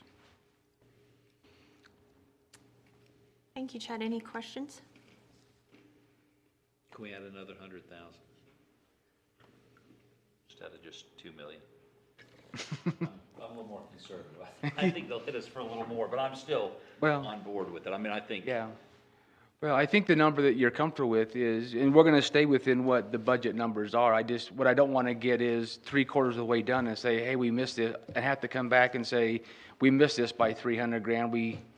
It's 1.8 and not 1.5, and then have to go through that and do it that way. I would love it if we could get just a little bit of a cushion put into it, and what we don't spend, we don't spend. It can just come back to the county and the general fund or wherever the funds are coming from. I'd love to build that contingency. What's that? Does that ever happen? I never built anything before, so probably not. You know, I think one thing that's still worrisome, even though, I think the price is really right back to where we were a year and a half ago with what we initially considered. And they said if everything worked out perfect to build this, we could be into it by Christmas if we started by June. I'm not so optimistic that that would happen, just because I know what supplies and demands are right now, and getting subcontractors and contractors to actually have the time and be able to peel away to build this. I'm not so confident that it would be done by December, but I think by this time next year, if we could, the sooner we get started, I think we could certainly be open by next spring, March, I think, at this time. Are we gonna have to bond for this, or we got the money somewhere? I think we have the money. David, do you have any info on that? We don't need to bond. We have leftover funds because of the COVID relief funds. We used those to pay for public safety costs last year, which freed up general fund dollars, so we now have surplus general fund dollars. So do we need a formal presentation for this council to okay this? That's what it sounds like we need to do. We haven't approved, like formally approved it, have we? No, I'm guessing that what we probably need, Madam Chair, is we need to give authorization to put out bids, and then we can make a decision and fund it. Is that about where we're at? yeah. Is that right, James? Okay. I'd so move that we authorize Sheriff Jensen the opportunity to go out and put this building up for bid so that we can get a firm cost, and then we can award the contract. Okay. You'll want to put it in the budget opening too, because it's not actually in the budget right now. Oh, right, into the budget opening. Okay. Do you think we can get bids in that amount of time for next month? Put the money in there, then we can go through that process after that. Okay. So we can put the amount he was talking about, maybe juice it just a little bit more. Because you're conservative on the time, I'm conservative on the, how much it's gonna cost. But I think if we put the money in the budget opening, we allow, and so Gordon's motions for us to allow to go out and do the bids. Next budget opening, we put the money in. I mean, what he's presented, he's presented 3 estimates one more time, and so we've got to get a firm bid, and then after that, it's got to be able to go to work so that they can get the building built before building costs go up additional. Okay. The issue is allocating the money, and that's something we have to be done at the budget opening. In the budget opening, okay. So we have a motion, do we have a second? Sal second Gordon's motion to go ahead and start getting the bids. Okay, so the motion is made and seconded to get bids for the county animal impound facility. All in favor? Aye. Any opposed? Motion carries unanimously. Great, thank you. We'll get us some bids. Where we're at with this is we're meeting with the architect, waiting for tonight's decision on Thursday, and start building the layers with the electrician, the plumbing, the paint, the finishes, so hopefully within a week or so, we can have that put together and work with John and the county attorney's office to get the RFP process started. Great. Thank you. Thanks, Chad. Janine, I'm not leaving my mask here today. She sent me last time a reminder, and I'm like, I was hoping I lost the thing, but she found it for me. Thanks, Chad. Okay, we'll move to item, let's see, 12A, discussion on the Recorder's Office budget opening request. We have our new county recorder, Devron Anderson. Devron, thank you. Hello, good evening. Thank you for allowing me to come present to you today. I appreciate all the work that you guys do as a council, and I'm grateful for the opportunity to present this item to you. What I have in presentation here isn't actually a budget opening. I know the budget or budget proposal but we got to wait for the budget opening to adjust the budget. What I'm asking for is a staff proposal at this point. And this will be in the budget opening? Yes, it will be. The funding details for this will be in the budget opening that's coming in March. So I've been here now for a little less than 2 months, but I've been able to evaluate the status of our department and where we sit as a county recorder's office. I've presented information to you in your packets about this, but I'll just do a brief overview. For the past 40 years, the recorder's office has maintained the same level of full-time employees. In that same period of time, our workload has increased 5% in the first 10 years, 29% in the second 10 years, 67% in the third decade, and 91% in the last decade. So our workload of the recorder's office has continually increased, while our staffing, full-time staff members has not. So this has created a kind of a imbalance in our office, in that our services, I believe, have increased or steadily declined in what we've been able to provide. We collect recording fees that cover the services that we provide in the recorder's office. There's no part, for the past 10 years, there hasn't been any part of the recorder's office that has been supplemented or paid for by tax dollars. The recording fees more than cover the budget that we have in the recorder's office. The state requires those recording fees to be collected, and the state sets those fees, the number of those fees. It's not something that we can adjust or change on a county level. But the part of the equation that we can adjust or change is the services that we provide, that those fees pay for. And as I've told you, I believe that we have an imbalance in the services that we're providing in our recorder's office. Compared to the other county recorder's offices across the state, there's a staffing ratio and a service level that's provided by those offices. And I've compared the recorder's office at Cache County to those offices, and it's become clear that we are lacking in about 3 full-time positions in our office to be able to provide those services. So that's the proposal that I have tonight for you. I'm requesting that the recorder's office be approved to add 3 full-time positions to our office to meet the staffing needs and provide the services that we need to provide. I understand that the budget will not be opened until the end of March on that. And so I understand if you don't want to take any action on this tonight. The reason that I would ask for some action to be taken tonight is similar to what Sheriff Jensen just proposed, is that if I have some kind of action from you tonight, I can start to move forward on getting things in place. To get staff into my office, I'm going to need to do some office reconstruction. I'm going to need to get some new office furniture, some new workstations in place. That all will take time to get going, get the ball rolling on there. So with some action tonight, I could get started on that and work towards that, knowing that the fine details of the finances would be coming.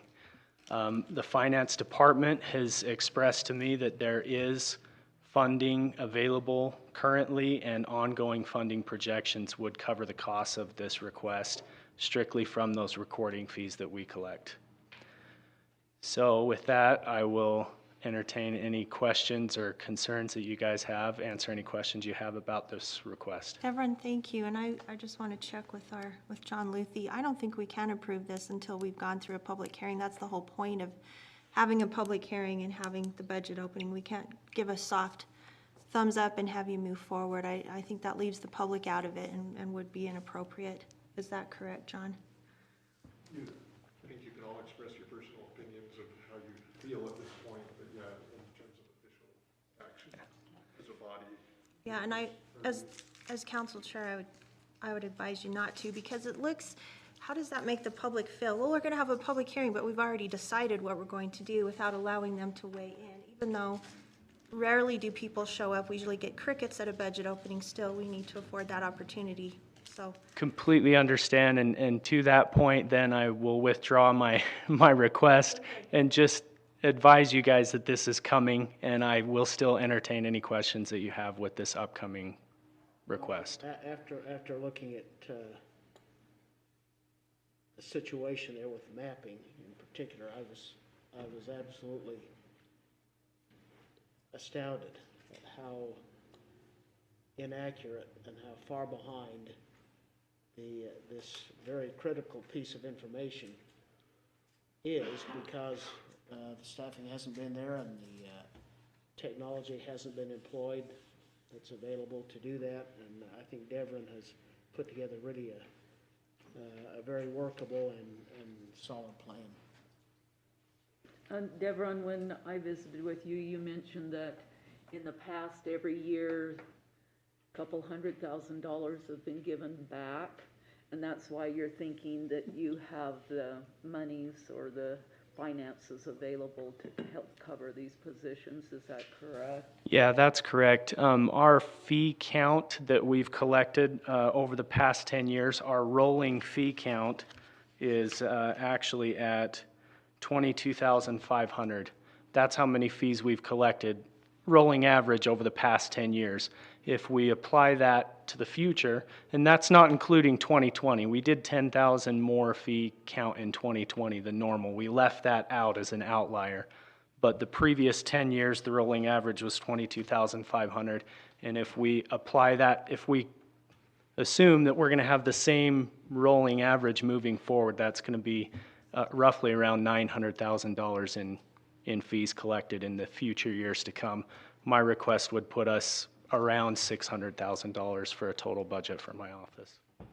And I talked to Cameron today because I wondered if this would mean we'd have to cut any other budgets. I just wanted to be sure I understood, and he said that the fees in your office would pay for this going forward. So Currently, those fees are currently paying for other services too, aren't they?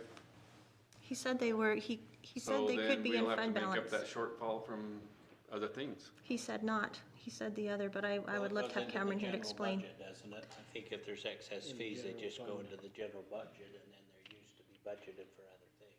And that's what I asked him, and he said no. He said it would, basically, he could account for it in fund balance.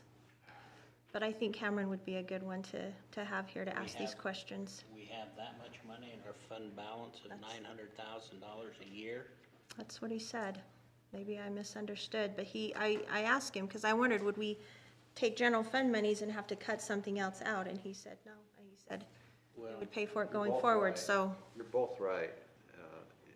The budget is technically balanced. So because the budget's balanced, all the money's accounted for, and all of the revenue is being turned around and spent somewhere. But at the same time, the budget has enough cushion in it that there is a surplus at the end of the year. In addition to that, there's fund balance from previous year's surpluses. So it's not like we wouldn't have enough money to pay for it, but in order to balance the budget, we'd have to show more revenue either as an appropriation out of fund balance or additional revenue anticipated. So you're both right. We'd have to change some numbers, but the money is there to do that. He said, what I understood Cameron to say was the increase in the state fees and the amount of business the recorder's office is doing, that is where that cushion would be to pay for these employees. But let's have Cameron here next time to make sure that we understand that and get that information. We had another couple of questions. So what was not happening according to statute? What was not happening then for all this time when we've been banking all this money? And you said we have not been doing some things. I have not heard one complaint from title companies or anything that have worked really close to these things. Yeah. What has not been happening? Well, the main issue in our office has been with the mapping of the ownership plats. State code requires us to map ownership of properties. We have to map the current owners, the shape of the property, and the dimensions of the property. Those things haven't been happening. According to the employees in my office, some of those things, particularly the ownership updates, stopped being done 10 years ago or more. So there are maps in our recorder's office that show ownership that's out of date and not current. Just today I had to write a letter to a property owner that's trying to sell his property. I had to write a letter to say our maps are not up to date and current in your particular case, but hopefully this is enough for you to move forward with the sale of your property. So that's the major issue there, is that mapping. And, sorry, go ahead. What specific new services will you be providing from this increase in personnel? What new services? New services, those maps, the way that they were being kept and the way that they had been kept was all being done by paper, hand drafted on paper. It's very similar to using a typewriter when you have a Office and a printer, Office, Word, Microsoft Office and a printer. So the new services that we will be providing is eventually we will get to where we can provide these ownership maps up to date, current, digital, with all the information that's supposed to be on them. But other than that, we're just catching up on things in the past that haven't been getting done. So we're talking like in some cases we're 10 years behind in our mapping and none of it is on digital or very little of it. That's correct. I asked some other department heads if they had had some problems with this, and they indicated they had from this group, and I won't go into that, but this also leads me to some point, and I don't want to put myself with more work, but two words come in: accountability and traceability, as far as what's going on in some of these offices. We had somebody here 2 weeks ago. I've also heard some people inside of the county saying now there's issues of spacing, more space and everything else and what goes on. I have some questions about that as well. So I think there are some issues here that need to be looked at. Well, you know, we're not gonna give him the go-ahead in it, but I think what he's presented is reasonable and that we should act upon it at some point. I don't know if you can say any more, can we? You can say, I don't know, make sure you put it in the budget opening request. Yeah, yeah. Right? And please, if you have any other comments or concerns or questions in the meantime, please contact me. Are there any further questions for I'm one Deborah? of those that, we do a lot of these county comparisons, and they fall on a lot of deaf ears. They do. And why I say that is because we look at them all the time. We start comparing, we start looking at, are we like Washington County? Are we like Summit County? Or where, and we're not like any of them. And the other question is that when we start saying, well, so many employees per number of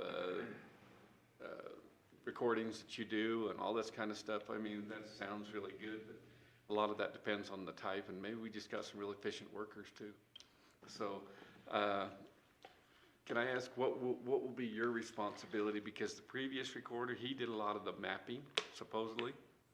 It's kind of that was his cup of tea, supposedly, whether it didn't get done. I'm going to bring it out. What will be your responsibilities then? Do you understand those things? So if you're just going to have 3 other people doing those, what would be your responsibilities? Yeah, absolutely. First and foremost, I'm the elected official of the recorder's office. I have to answer the tough questions. I have to be the one to make a decision when no one else in my office can. And that doesn't just include mapping. That includes all the employees in my office. That includes all the property owners. When a situation comes up that needs to be answered, that's where I go to. That's my first and foremost responsibility. And that has to do with leadership at a leadership level, not at a day-to-day working the mapping problems of the office. So first and foremost, I plan to be a leader of the office and not an employee in the office. But yes, I do have an expertise in this. I have mapped for years as a professional. And you're aware I came from Weber County as the Chief Deputy Recorder Surveyor there. So I plan to work as hard as I can to get these maps up to date as quickly as possible with the mappers in any of the spare time that I have, that I'm available to do that. I'm not counting myself in the mapping department, but I am counting on myself doing a lot of that work to help get those maps up to date. Because the way it currently sits, we would have to convert one of these maps. Every 1.5 days, we would have to convert one of these maps to a digital map for my office to get up to speed in my first term, or in this term, the 4-year term that I'm here. So that is not really a practical or achievable goal to do with just the 3 employees I'm asking for. So I plan to put all of my efforts forward to helping get to that point as well. Does that make sense? But I will not put myself on the front line as an employee in the office on a day-to-day basis like that. Yeah, it wasn't very long ago when I kept looking into a lot of this stuff. I kept thinking, we need to be meshing this department more with other departments. And instead of having it such a standalone, I kept thinking that so many things that needed to happen in the recorder's office need to be side by side and with, so the documents are 100% ready for development services. They should not have to redo a lot of things. And so that's what I kept thinking would happen, but it wouldn't happen as of now. It may be able to happen now. That's definitely my goal. I appreciate that. I'm right on line, lock and step with you in that thinking. Any other questions for Devron? Devron, thank you so much. Really appreciate that. Thank you. Okay, let's move to item 12B, the trail concept for the SR 165 corridor between Paradise and Avon. And let's see, we need Carly Lanch. Carly, if you'll present that to us. And hi, everyone. Good evening. I'm Carly Lanch, the Trails Coordinator for the county. So this agenda item is brought to you all today because we've had a resident, Jason Summers, who we have here, who engaged the Development Services Department back in October about discussing the feasibility or the potential for a shared use path. So that means a asphalt separated kind of trail facility connecting Paradise to Avon, and then kind of thinking about it in phases that would eventually reach Porcupine Reservoir. So we've had initial discussions with Chris, our Development Services Director, who can't be here today, myself, and then Matt Phillips, and I'll let Jason kind of give you a little bit of more information on the steps that he's taken individually. But we said, this trail connection is not on our master plan. However, it makes a lot of sense if we're looking at a trail network to extend it. So currently we have funding, and we're doing a feasibility study for a shared use path connection between Smithfield and Richmond within the 89 corridor. And then we're also looking at the 65 corridor between Hiram and Paradise for a similar facility, because that's envisioned in our master plan. So just to paint the full kind of picture for you for the complexities that we're looking at within this corridor, it's not a priority for the county, but if there's a motivated 501c3 or residents who want to help contribute to studying the corridor to see if it's potentially feasible for a trail, I see that it would be within the public's interest to entertain that and potentially partner and explore our opportunities. Currently, the road is a UDOT road. They have fee title. There's no long-range planning right now for this part of the 65 corridor. It's kind of a gap within UDOT's long-range purview. They kind of have loose verbal agreements with the county, which Joel and Matt could probably speak to better than I, as the county does the maintenance, and it functions more of a county road now.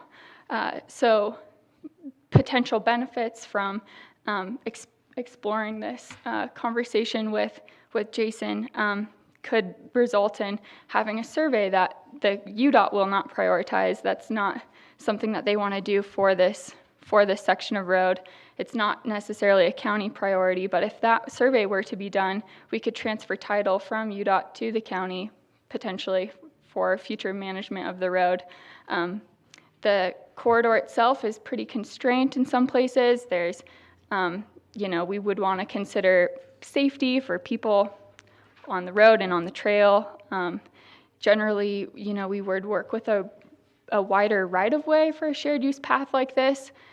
So if there was organization from, say, this Avon Trails third party that could help generate some community support and have discussions about easements through, acquiring right-of-way and things like that, I think that the county could play a hand or play a part in helping coordinate some of those discussions and making sure that the public is engaged at every step of the way and guiding, let's do our survey, let's do a feasibility study, and kind of helping guide that process.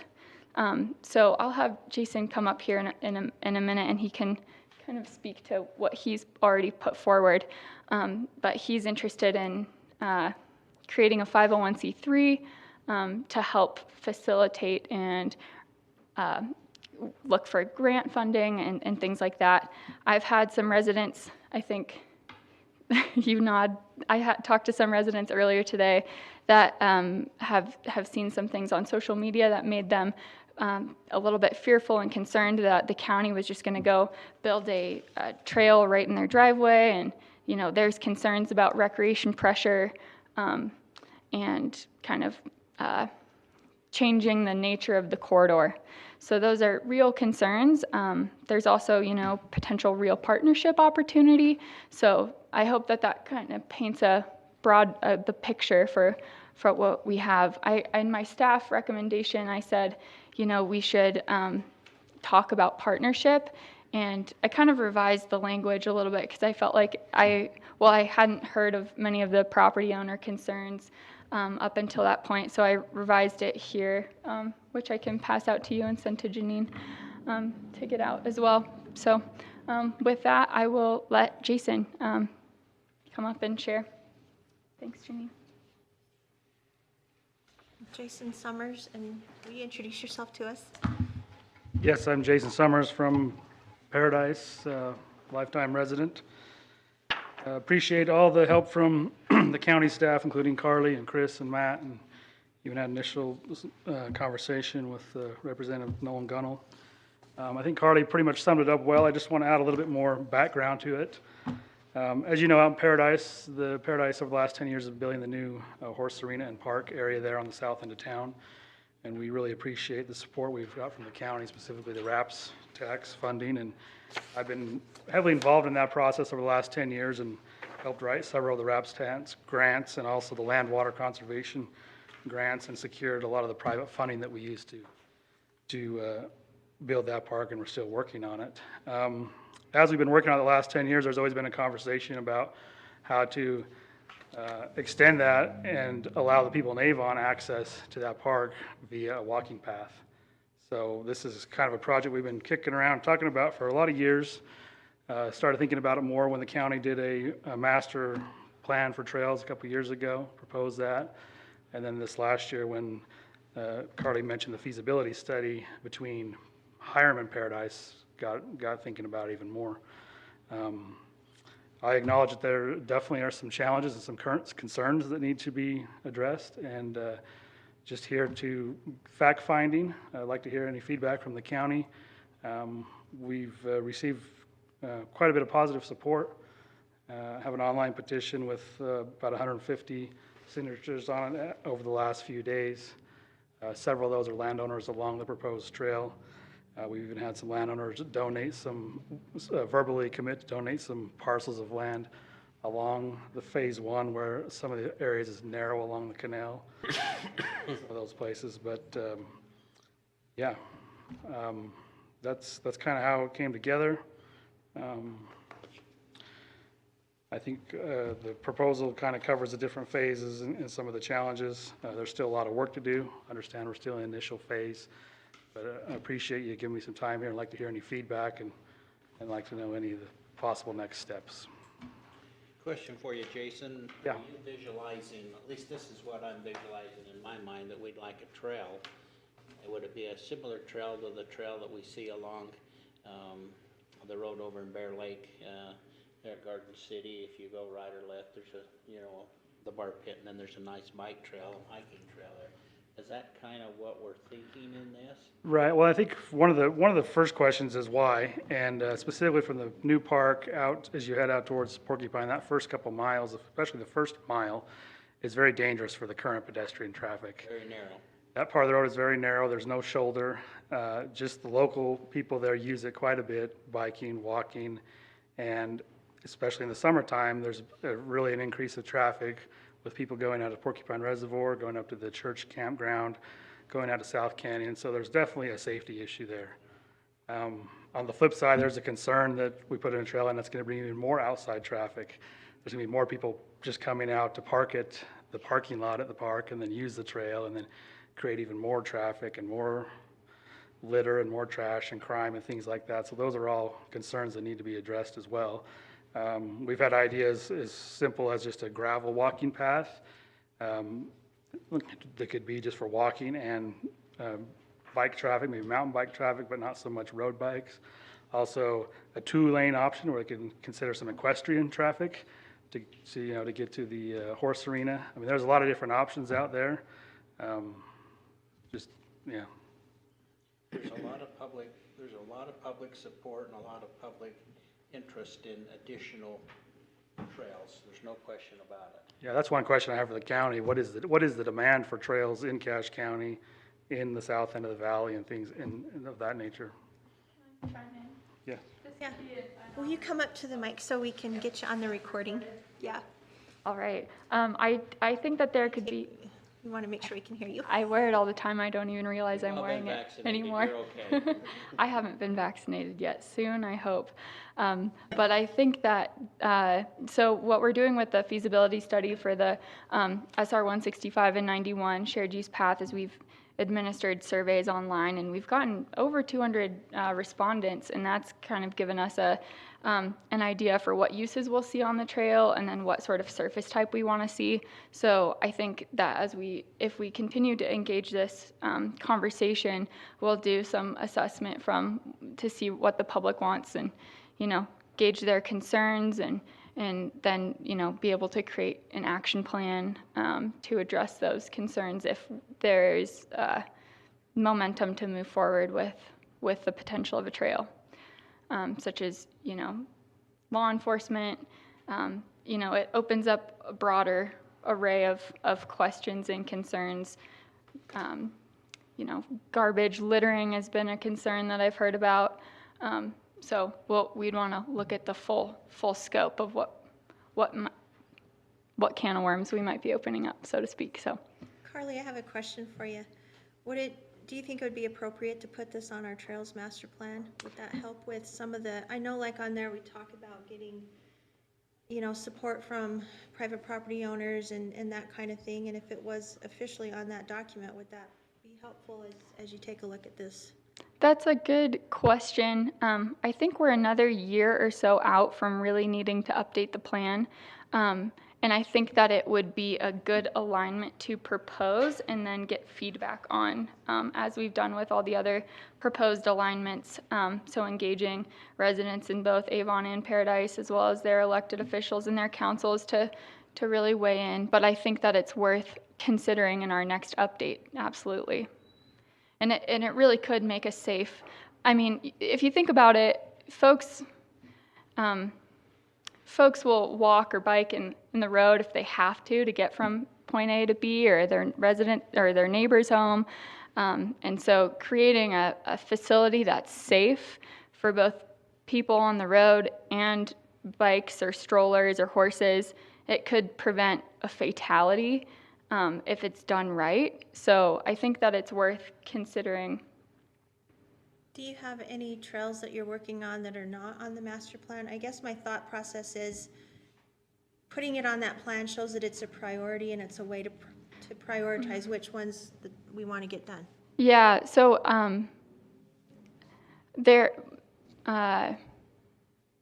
there's one potential trail that we're looking up at Blacksmith Fort Canyon that is not in our current master plan, but there's potential ownership that would work really well with the Division of Wildlife Resources near Hardware Ranch to do. So it's not necessarily, I'd say, restrictive for projects that we can't work on, but I think the master plan helps us prioritize resources.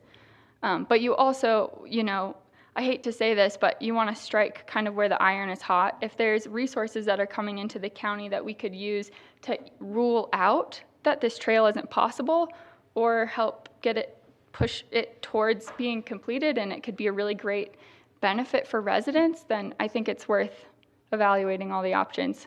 Did that kind of answer what you were asking? Sort of, I guess I guess I would think that we should amend the master plan and put it on there if that's. If Before engaging? Yeah, if we want to seriously take a look at it and we want to find funding for it and all those things, Mhm. I feel like it should be on that plan.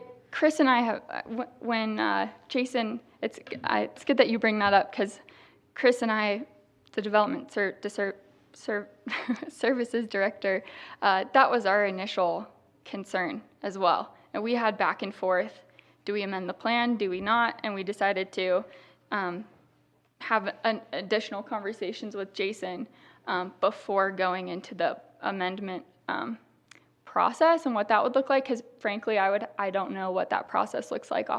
I would have to do some research there.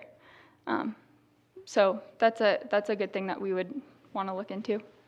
Some of the biggest restrictions you're talking about in reading discussions that we got on our handed out to us and stuff, the ownership of that road isn't that kind of like the biggest deterrent and the biggest problem that you see? Yeah, so state road, then you've got a lot of hurdles, a lot of other things. Yeah, so Highway and all of those things have got to come into place. But if it's a county, yeah, then you feel like we might have some other parameters or other So- ways of doing things, or loosely in verbal conversations, and I think Chris said that there could be emails that we might be able to track down that talk about this a little bit, but the land and the right-of-way is UDOT's. They have said that if they could come up with a legal description, it could be transferred into the county's ownership. now, does that open up a Pandora's box? So, I guess I'm asking, and I'm beginning, when we are looking into this a little bit deeper, yeah, when we change the ownership of that little section of highway, does that automatically allow a lot more other things to occur more than just the trail? well, it would have to fall within what the liability concerns that the county is willing to take on and what our resources are in terms of planning. And maybe, Matt, you could maybe speak to that a little bit more. I can. I don't know if you had a specific question or not, Dave. When you talk about, does that open the Pandora's box? Well, I mean, all of a sudden, does it open up more things to occur because we don't have to work through you? All those would be covered under our road manual as far as access, encroachment. We already permit all that. We are already basically functioning as it is a county road. The only thing we lack is the ownership. So we still control access. We control anything that goes on with that road. We just do not have ownership, and UDOT's not interested in giving us that ownership because of the cost to go survey it and prepare all the legal deeds and go through that long legal process of going to track all that down. Matt, if that was to transfer to the county from the state, who is plowing the road? Is the state or is the county? We are. So it's one of the roads that we've traded with the state that we'll plow because they're gonna plow something of ours. Is that how it worked out? I don't remember there being a trade. So we do it out of fund? I'm not sure how this all happened long before I got here, but basically, UDOT said, hey, here's your road, you guys can go take care of it. The ownership has never changed. Usually what is, in the years that I've been on the council, whenever these things happened, there was a road trade. The state said, okay, if you'll take care of this road, then we'll take care of another road that is county, but we gotta plow right along. We have to plow it to get to our state road. And that's usually the way those things have been said, but that road out in Paradise might be far enough away that has never been discussed that way. In my discussions with Chris or Josh or anyone in the past, I have never heard of some kind of a trade for that. So I don't know the history of how it became the county's, other than, like I said, we maintain it. Anyone that comes for a permit, we're the ones who are permitting access on and off that road. And when we've reached out to UDOT, they just don't respond and say, it's yours. It almost sounds like it's treated by the state as a county road. It is. Until you go make a specific improvement in a certain area, and all of a sudden, then they'll. Really what it comes down to is legally, the county doesn't own fee title to that, so are we, if we start trying to make easements or do different things with people, probably legally, we don't have some of those rights. That would be the number one step in Yeah. order for a lot of this to happen, right? Yeah. Correct. I want to say, if you had a legal description of the road and they really are willing to deed it to us, that I don't think that the legal process is going to be drawn out. So- It's getting a legal description. That- and A then- lot of would it's be UDOT's potential. process. Yeah. So UDOT has a process that may be different than a land ownership process. So UDOT does have a process of usually how they handle that and how it goes through their system, which is different than you and I selling land back and forth, Joe. Barbara, you had some. I did text Chris about this afternoon to try to get a better idea after I talked to you, Carly. And and what you guys are talking about is going along with what he told me. He said he last spoke with UDOT about a year ago, and they confirmed that the section of road and right-of-way is the county's, even though the property is in UDOT's name. And UDOT was unwilling at the time to officially dedicate those sections to the county due to the potential cost to survey the properties. And he says this seems like a good time to bring this up with UDOT again and secure those sections, and he would recommend that for the next step. Hey, can we start billing UDOT for everything we do, and then maybe it gets a lot, Say all those land all those, I mean, the state doesn't hesitate to bill us, so I'd like to bill them back a few bucks.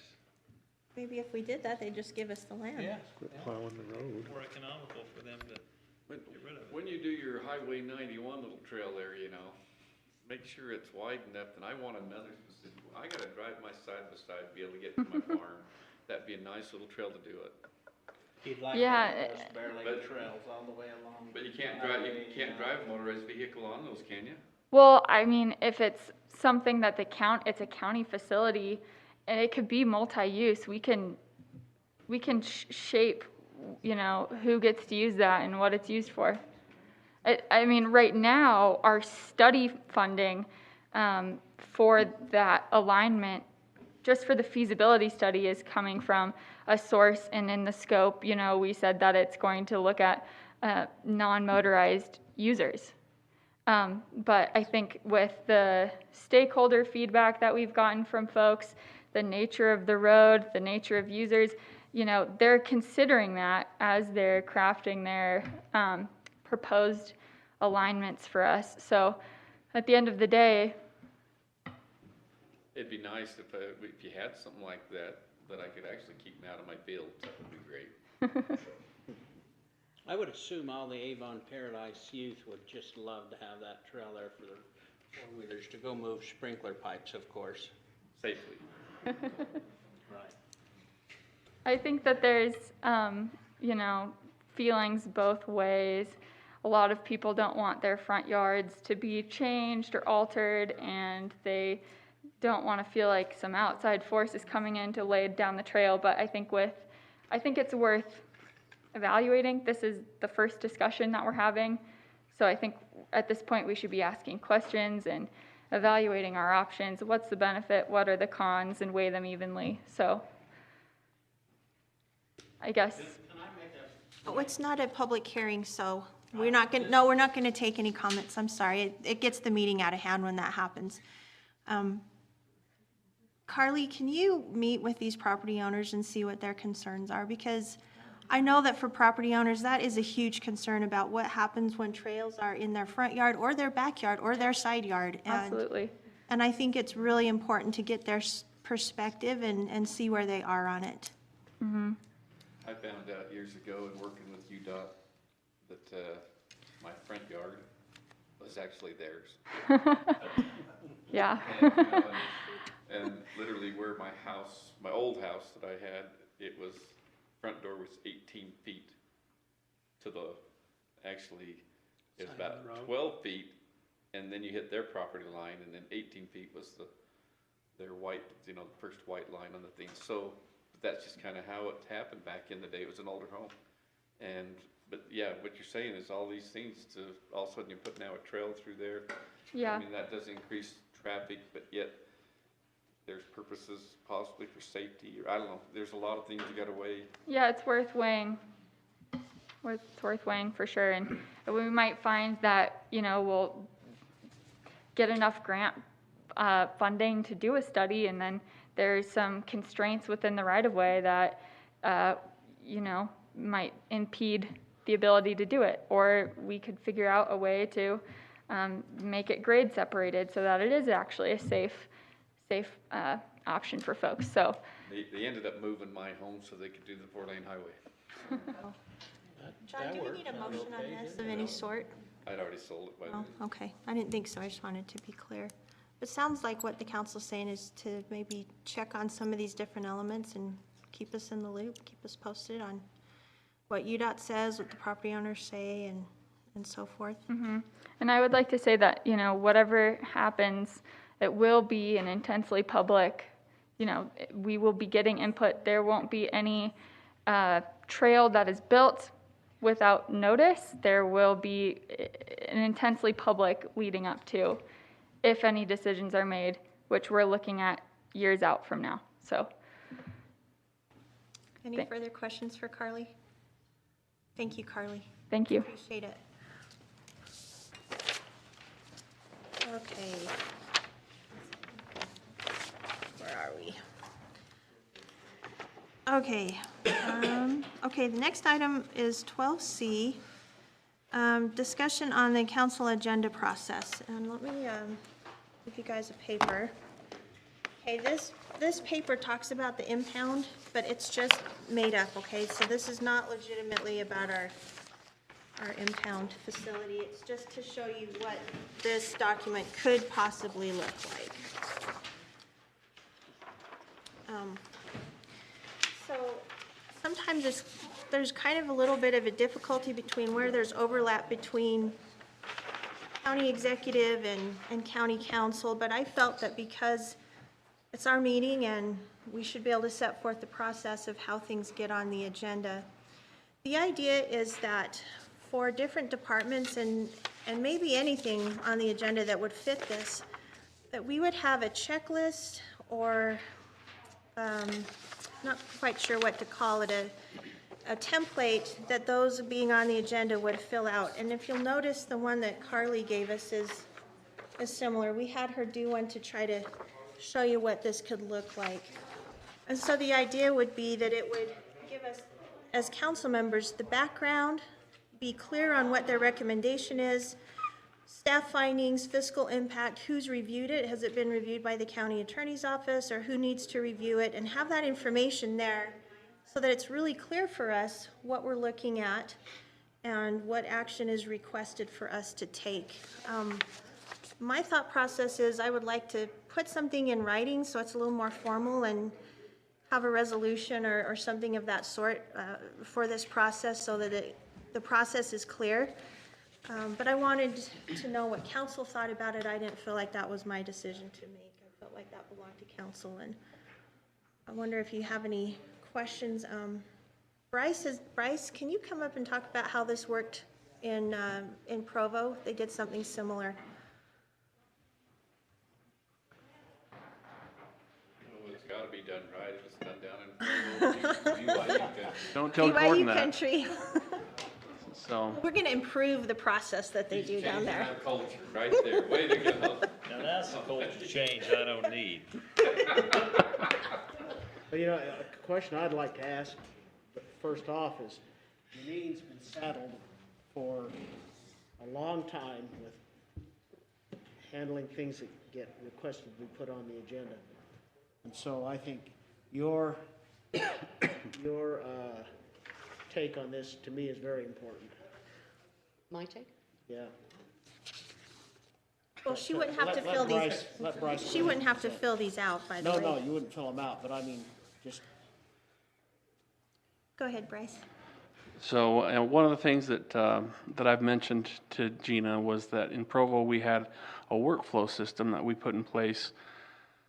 And essentially what the workflow was designed to do was to put first off, we had a template similar to this. Not all the information that's on this was in that template. But we kind of brainstormed to decide what was it that we wanted to know about for each item. Fiscal impact is certainly something that's important for a council to know. How did I phrase it? A recommendation on what the person who was submitting this response would like to see happen. Background, so that the council could have a sense for what had happened in previously. We put agenda language on here on ours. Public hearing, whether that's required, because a lot of the items have legal requirements for a public hearing, and so that was always something that we like to make sure we had a sense for. And then a follow-up name, someone that you could follow up with if you had additional questions afterwards. And then you would submit this into a program, and the program would first, if someone within a department put this together, they would submit that to the department head. Following the department head, it would go to finance, who would look at it from a financial perspective to make sure that the information presented in the report was accurate. If it wasn't, they'd make the necessary changes or put a comment clarifying certain elements.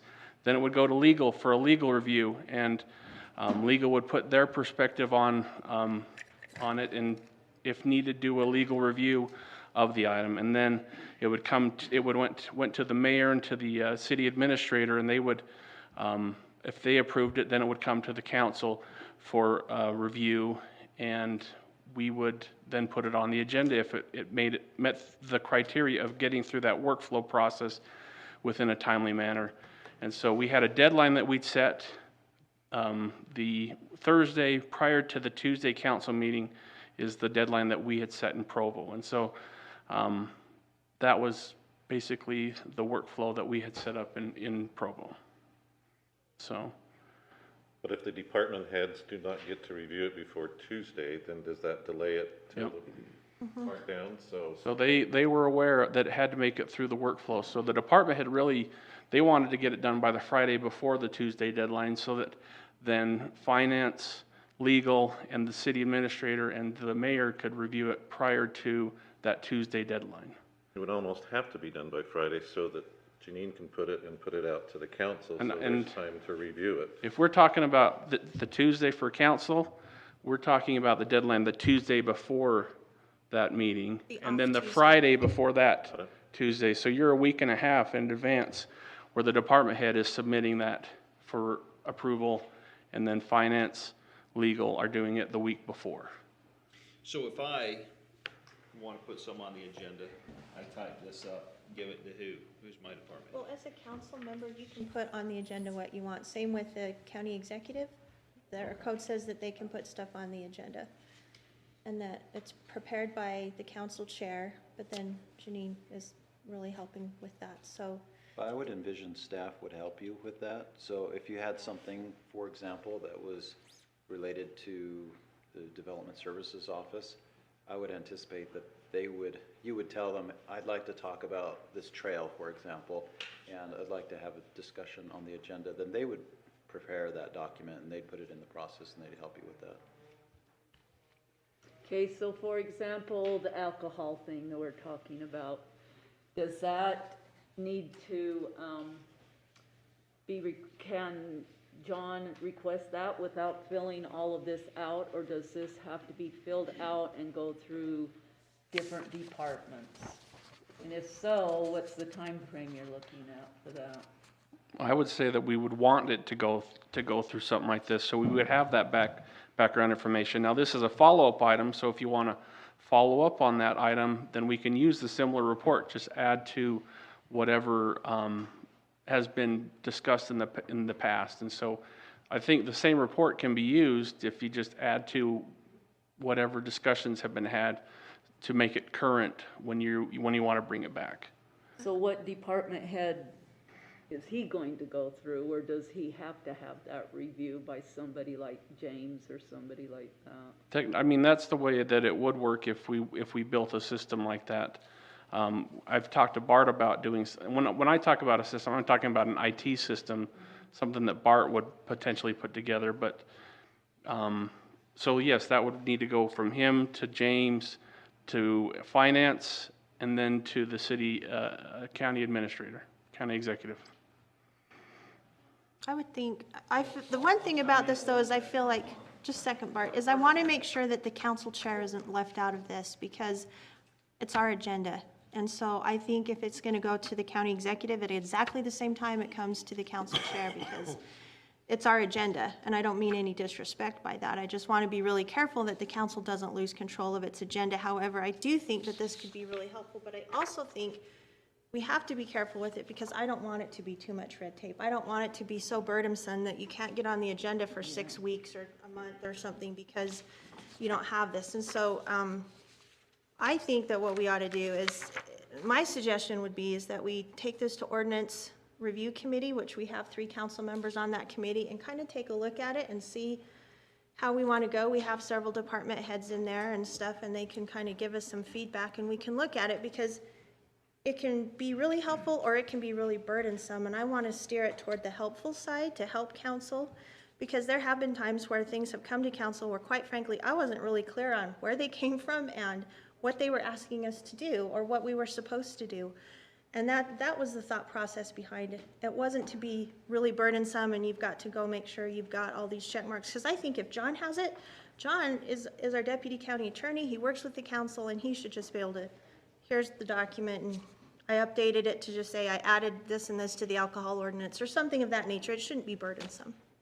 That's my thought process. Yeah, I don't understand why it would go through through the finance.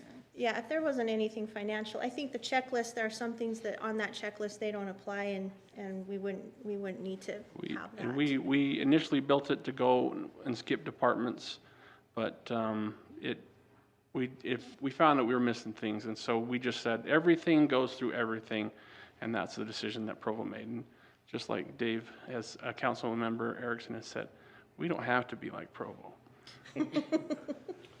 So question, if You get to be, is what you're saying? What are you saying?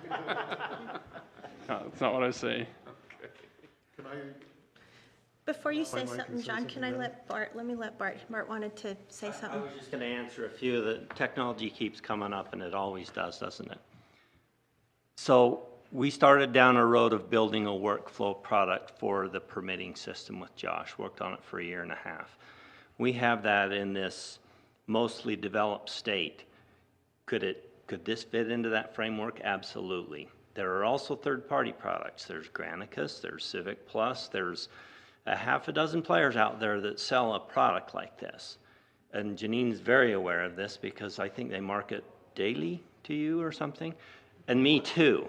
And I've looked at their products and said, we've never really given them a chance. They're quite expensive, they're spendy. We've never really done the due diligence to go look at these products and say, do they do what we want them to do? Is the value there for what they're charging us? If you ask me to do that, I'd be glad to do it. We've dived into this very shallow pool. It's a really deep one if you want to go that direction. IT is willing to self-develop, and we've talked to Bryce quite a bit about this. Right now, I don't have any developers just sitting on their thumbs waiting to do this. I would have to weave it into my orchestrated plan between asset and CDOC and about a half dozen things going on right now. I just don't have anyone on the shelf to do this. It was on our docket. It's on my wish list to get to this eventually. But I would encourage, if you're all interested in it, and maybe involve Jenny and myself looking at Civic Plus and looking at Granicus and these other tools and saying, what's the logical technological direction to go here for us? That was all I wanted to add. Thank you, Bart. John? I've decided maybe I won't say anything. This is the first I've heard about it, so I have some first impressions just based on what I've heard, but maybe I'll find out more and then say something. But maybe I'll say, Madam Chair, it is nice from my perspective right now to be able to go to Janine on a Friday afternoon and say, can we get this on the agenda? And she says, yes, we can get it on the agenda. If this means I can't do that anymore, then that is another culture shift. that okay, we're off 2 weeks to get something, or a month before we can get it on the agenda, rather than, it's come up, but we've got it and we can get it on Friday. That will be a culture change that we can adapt to, but it will be a change in thinking. Thanks, John. David? Yeah, I'd just like to address a couple of the comments I've heard. As far as the technology goes, you don't need much technology to do this. I've been doing this in Nibley for the past 9 years, and we just used Word, and then we started using Google Docs, and Google Docs was actually simpler because we just had a Google Doc and all the departments went into that same Google Doc. We created one for each meeting, and they'd go in, and when they were done adding their comments or their background information, they would just say, I'm done with mine, and be ready. I've written probably 1,000 of these over the years, and it takes 5 minutes to write one of these. It's not that much work. It's basically the same thing that happens when the staff member comes up here and gives their spiel in their couple minutes. They've just put it in writing ahead of time, and it actually helps the staff to prepare for that, because then they've already thought it out, put it in writing, and if they're up there and their mind goes blank, they can just read this if they want to. I want to address what you said, John, too, about does this mean you can't put something on at the last minute? I would say yes and no. I would say for the most part, and that's part of the reason why I recommended this, because I was seeing that was happening. In just a short period of time, I was seeing that Janina was getting a whole bunch of stuff at the last minute that she was having to deal with. And I asked, well, why don't we have a process and a deadline? And it really should be maybe the Tuesday before that is a deadline that people get their stuff in. So I would say for the most part, yes, that should be the approach, is there should be some kind of a deadline. Department should know, you get it in by this time, you make sure it's been reviewed, you make sure you have all your research there, all the check boxes checked off. However, I would also say that the council chair should retain that flexibility and say, no, this is urgent, I'll approve it, even though you didn't get it in by Tuesday, this is urgent, and let's go ahead and put it on. And again, it should take 5 minutes to fill one of these out and say, hey, Gina, can we put this on the agenda because this is urgent and here's why, and I've spelled it out here and I've written this up, and maybe everybody hasn't had a chance to look at it, but it's urgent and we'll try to get them to look at it. So I think you can do that, but it's up to you what you want.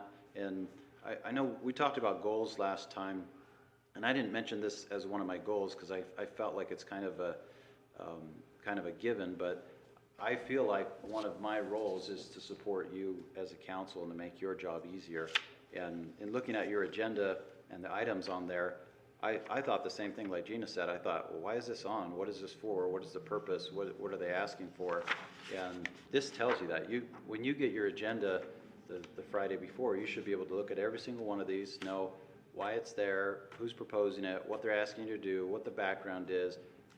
Has an attorney looked at it? Is there a cost to it? You should know all of that, and then you can come into this council meeting very well prepared and be able to make some good informed decisions. So as far as all of the departments who answer to me, my direction to them would be, you need to have this done, and you need to get it done according to the deadline that we set up, and that's the direction that I'm going to give them, that direction, that they do that, so that they're not coming in here and surprising you with information you haven't heard of before. But what I would like to hear from you is, are there other sections on here you'd like? Is there other types of information you would like? But I don't want to make this overly bureaucratic and difficult. I want to make things easier for you. Appreciate that, David. Thank you. Oh, Nolan. So, and I don't know the process, I'm new, still dumb, but I've had 3 citizens call me and ask how they get on the agenda for the county council. So for a common citizen, how does this change their desire to be on here if we go to this agenda? Or do you see what I mean on that part? And that's a great question, because we could spend all of our meetings, I would ask you to just check with me if there's a good reason for them to be on. Otherwise, there are many people who want to tell us stuff all the time and do things, and it could become problematic, so we need to be very careful about that. So I think contacting me and and we can talk about what their reason for being on, and would it be appropriate for them to be on the agenda, or is there another way to take care of the issue that they have? Well, usually, if there is a constituent who wants to be on the agenda, it's because they have some specific issue that they want to have addressed. And so the way that should be handled is they come to you and say, can you address the problem I'm having with this bridge on the road? Instead of them standing up here and saying, I'm having a problem with this bridge on the road, they go through us as the elected officials, and then we are the ones who put it on the agenda and say, we go and we talk to Chris, and we find out, or to Matt or somebody, and we find out what the issue is, and then if it's something that needs to come before the whole council, then we can get it on the agenda through your sponsorship, not having the proponent stand up and say anything until the public hearing. When I served on the Logan City Council, it was an absolute nightmare when they would open the podium up to the public. I got my start in politics that way. I mean, we would have the same three people every single week stand up and say something about whatever issue was being discussed. And I mean, it was really extremely inefficient. The way the county has been doing it, I think, has worked extremely well. We say we're having a public hearing, and Gina did a great job when this gentleman wanted to say something. No, this isn't a public hearing. And then we let the public know, contact your council member, and let the council member bring it to the council in a way. I mean, I like this idea if we don't get it too red tape-ish to get it through. I mean, Janine, what, from your standpoint, as the one who has to put this together, and I know she's working at midnight on Fridays. It'll now be midnight on Thursday, because our goal is to get it done by Yeah. Friday at noon. I mean, would this help or hinder you? Yeah, And identify yourself, please. yes, since you don't know yet. Right on. So, yeah, I have a lot of, I don't know, mixed feelings about it, because I see the real benefit of having that, because like Gina was saying, and David and Bryce both, that if it's on the agenda, you've already got your background. You already know what it is. And when you come to council meeting, you're not going to be surprised with anything. And so that's great. I do agree also that I think it could get bogged down if people don't understand the process. But I think if people learn, and people learn quickly, if they can't get on the agenda the way they're supposed to, I think they would learn very quickly that there is a process. This is it. Follow the checklist, and you can get on. When I get a call from somebody that says, "How do I get on the county council?" And I'll say, "Well, it needs to be approved by the council chair and by the county executive, and they both work on the agenda together. So, what's your issue? And let me, discuss that with them, or contact your council representative."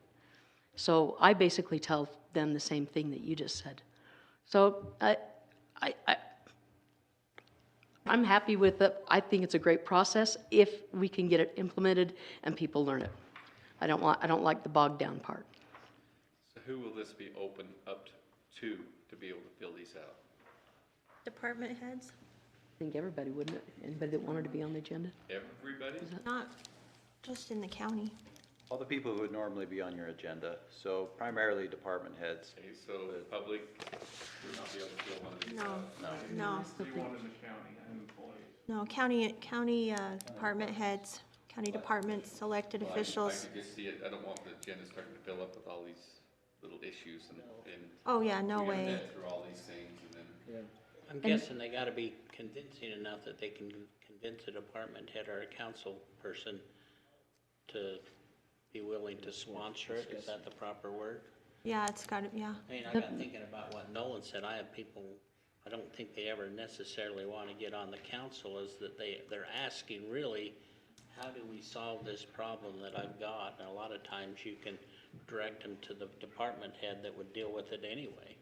And then it never really comes here. But the only reason it should come here is if they want money. Serious. Right, Or if it's it true. requires Or an a ordinance. legislative ordinance change. Yeah. We've got there's some pushes right now, and I've been approached several times from some Second Amendment issues. People wanting to, hey, how are you gonna do this? I says, well, hey, let's let the council know, let them come in, and if that's, when I get 10,000 videos and all these kind of things to watch, but then the thing is, sometimes it's only from just a select few people, and you don't hear very much of it, and so it becomes not a big issue to a lot of people. And so you don't want to take a whole lot of time to something that isn't, a big issue for a lot of people. I wanted to add one more thing too, that the Development Services Office already does this. When I'm preparing an agenda, all I have to do is I call Chris or I call Angie, I think it is now, that sends it to me, and I just say, where's your agenda? And they send me their agenda with all of their materials. And all I have to do is put it on the agenda. So it is already being done in some instances. Needed to hear that. Thanks, Janine. John? Oh, can we get, John was first. This would help me be more disciplined in when I put items on, and I can be on board with that. I do have a question of what would the expectation, kind of just say a little bit more about what the expectation would be in terms of the legal review of each item on the agenda. I can envision that on a spectrum of a whole lot more work, or maybe it's not really any more work, but just checking some boxes. You that, asked for job security today. and I feel like I have it. Put there, did you? Yeah. Well, What are you envisioning on that part? My perspective is, not everything's going to need that. And I would think, David, you'd probably feel the same on that. Yeah, it could vary. It would be the same as it is now. Some items that come to the council have to go to you, and you spend many hours researching them. Some items don't go to you at all, and it's not necessary. And I would imagine each of these boxes, just like the financial box, sometimes the financial box is just going to say NA. There's not any financial input. That's all I needed to hear, is that there is an NA option. Yeah. Sure, but it gives us the ability to, like, if we get it in, and we look at it, David and I look at it and we say, you know what, this really is a question we really ought to ask John about this, and then we could send it to you, and I don't know how quick you could get it back, but it gives us that opportunity, so we don't bring it to council, and then council says, well, we really need John to tell us about it, and that way it's already ahead of time, it comes here, it's ready to go, it's ready to talk about, and hopefully will make us more efficient. I just like the idea of there being a checkbox to say, ask the attorney, do they need to, and maybe you look at it and say, no issue here. Or maybe you say, I just have one sentence, make sure you check this. Or it could be, we're gonna have to take a month to research this. It would vary. Having heard more about it, I'm all on board. I like this. So, I mean, as I'm looking at this, right, I think everybody likes it, we all like it, and it would actually be helpful for, if you're gonna get on the agenda, to have a way to organize your thoughts, come up with your presentation. So it's great as a tool, but as Carl more eloquently stated than I will, bureaucracy and bull feathers both start with B, and so I don't want this to, I mean, you say ordinance committee, I start twitching. Just put it as a tool. As an idea. Let's not do anything other than, hey, this is a great tool, this is a great suggestion. If you're a department head, if you're working with the people that report to you, you say, this is a great thing to be using, let's ease into this, let's continually improve our process. But to put anything in as far as rigid bureaucracy really scares me. Okay. I was concerned it could become too rigid without something in writing, and so I was considering it from the opposite side of the coin. But maybe we need to just try it out a little try bit it and out. see how it goes and see if it's working or not and what we need to change and that type of thing. And I certainly wouldn't want it to keep anybody off the agenda for an emergency. I know we've had some of those things where like, we got to do this, and I wouldn't want it to keep that off, so. Can I add a thought? Sure, Carly, you can. You're one of our employees, and you guys kind of do this in your department anyway, so. I think it would be beneficial for staff to know. I think the checklist is a great idea, so I just want to echo that. I think it would help us be prepared, know exactly what we're talking about. Any questions that we have, or that will come up in the meeting, we can think about if we need to field those and get our, dot our I's and cross our T's before the meeting. I wanted to, just with the public interface component, I think that it could, food for thought, that it could be beneficial for the public to have some sort of form or a online portal where you can submit agenda items and then have staff field those, and maybe those just go to the department heads and then they correspond with the public about the topic or categorize it so it just helps people understand our process and who to talk to, and then the burden doesn't fall so much on one Janine or whomever who's the recipient of those requests. I just think that could be beneficial, and then outlining what the process is clearly on the website so people can know and have expectations for when, a timeline for when we'll get back to them, how far ahead of the meetings should they be thinking about getting onto the agenda, and components like that. But I appreciate that, those are my Carly. thoughts. Thank you. Thanks. And I'll just answer. I think Carl gave a really great answer, is that if the public needs something, that's our job as council members, is to work that out. And if we can't get it figured out and it's something that needs to be an ordinance or something like Gordy said is asking for money, then it could come to the council. Otherwise, we will spend all day. We will be here till midnight every time. And so I don't think that's effective. I think it's more effective to call your council member and have them get that done. So There's a perfect fit for this, the council contact page. They fill out the form and it goes directly to you all. Yes, it Through does. your email. Yes, it Yes, it does. And it would take very little tweaking to mold that into this process. And I like David's simplifying thing, because we've looked at Civic Plus, we've looked at these utilities. They do kind of overcomplicate things, and they make it that rigid process you're trying to avoid. A lot of the stuff we're talking about is in place today. We just need to leverage it. I think you really have to think about who owns the workflow and what the workflow is, because a workflow is just a desk and a series of desks to an end, right? So once you define that process and that workflow, Google meets those needs, your contact page, they can all dovetail into a really slick process that doesn't add a lot of overhead. If this develops into another position, I'm gonna be really mad. no, it won't.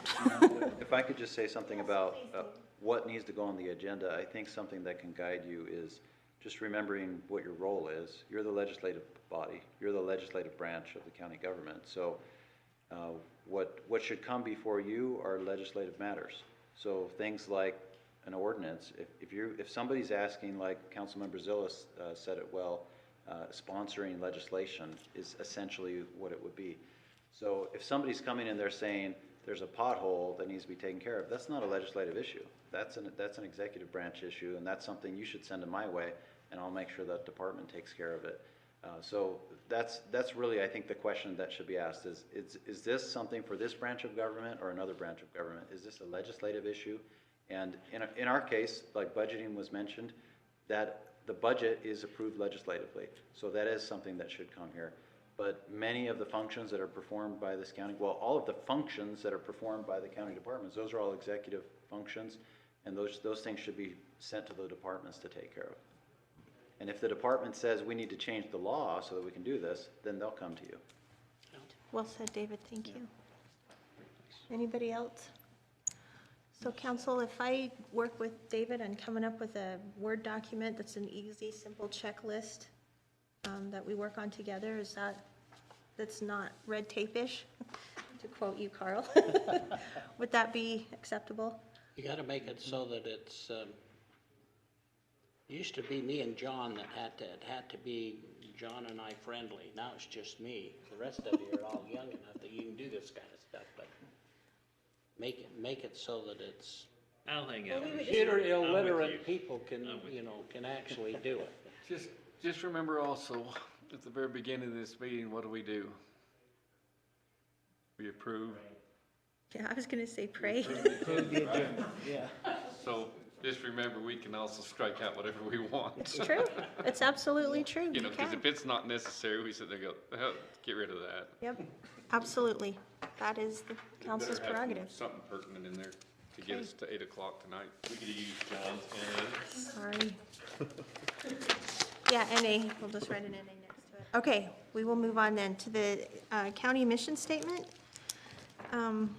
I have noticed that our, there's two things. First is the County Public Relations Committee is working to come up with a mission statement and a value statement for how the county will move forward in public relations. And that brought up this issue of, well, we don't have anything to build it off of a county mission statement of our own that's for the whole county. And I noticed as well that I think that same issue came up with developmental services because they made up a mission statement and wanted to make their own, but they didn't have a county statement. So it looks like what they did, if you remember last time Chris came and he showed us their page with their goals, and it was a beautiful page, and they put county vision and a county mission, but that's more to me like a policy decision that should come from this group.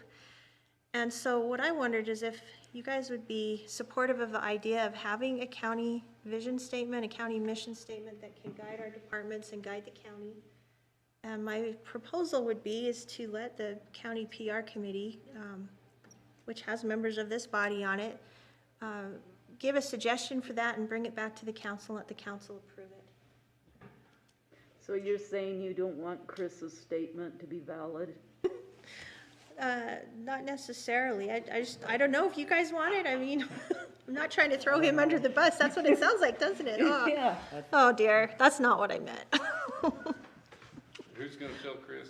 Yeah. I did. Yeah. I did already It's talk to public Chris about knowledge this. now. Yeah. Don't let him know, guys.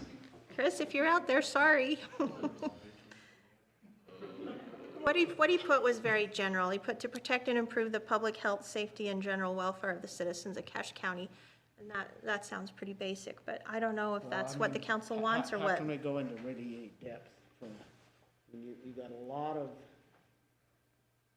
different, diversity. And There's South nothing- County has a lot of Yeah. issues different than North County. North County or Logan East Bench or, things like that. I mean, Why don't we take Chris's, it's not that bad of a sentence. Why don't we just take it and expand on it and suggest on it and just build on it? Yeah. That way he can't be offended and it. Well, what's wrong with each department having their own mission statement? That's right. That's what I Well, Nothing wrong with it. I will tell you that one thing that I found in one of our documents was that came out of I'll just say one of the departments, went into social justice. And I wasn't sure that that was the direction that this county council wanted to go in zoning. And so that's kind of what stemmed this for me was I thought, we really should give some direction that way, because I feel like it's a policy decision that sets the direction of the county and that should come from this body. maybe we just need to approve each department's mission statements. If there's something we're not comfortable with, then we can discuss it. But I have a hard time thinking about an overall county mission statement. I mean, my mission statement is provide the necessary services and keep taxes low. That's pretty simple, but, Right, so we could add that onto what Chris wrote and keep taxes low. I mean, that's why I wanted to bring it to council and wanted to see what you guys thought about that. because each of us might have a different one. But, Anyway, never different mind, I idea said of enough. what we do. I just keep the meeting going by saying too much, so I'm sorry. You're fine. You're the wisdom of this group, you Yeah. know? And we're in trouble. So council. Okay, I'm gonna say one more thing. Okay. Okay, we have department heads. We put those heads in charge of the department because we had trust in what they're doing. I think that if we're trying to micromanage them and what they're trying to do, I don't like that idea. I think that I have confidence in the department heads and what they're trying to do, that yes, maybe sometimes we need to take a look at things, but I don't think we need to micromanage them on their statements and different things like that. That's just my feelings on it. I agree with you. I've never been one that wanted to micromanage people. I agree. I've always felt that you hire people that's smarter than you are, and then, you know, it's a good deal. That's Rob Hiram's, best county by a damn sight. It's bad when you look back there and you see only one person you didn't hire. So you're all smarter than him. So anyway, that's just my thought. It shows on you. If you hire people that are dumber than you, it kind of has a reflection on you, doesn't it? That's hard for me to do, Gordon. What's up? Okay, we need to be done. Everybody's brains are done. So no county mission statement, is that what I'm hearing from council? Just, I'd vote that way. is that the feeling of the council? For me, anyway. Does anyone want to make a motion so we're clear, or? Let's just not talk about it anymore. Okay, all right. Okay, well, Chair takes that as a big fat no, so, okay, we will move on.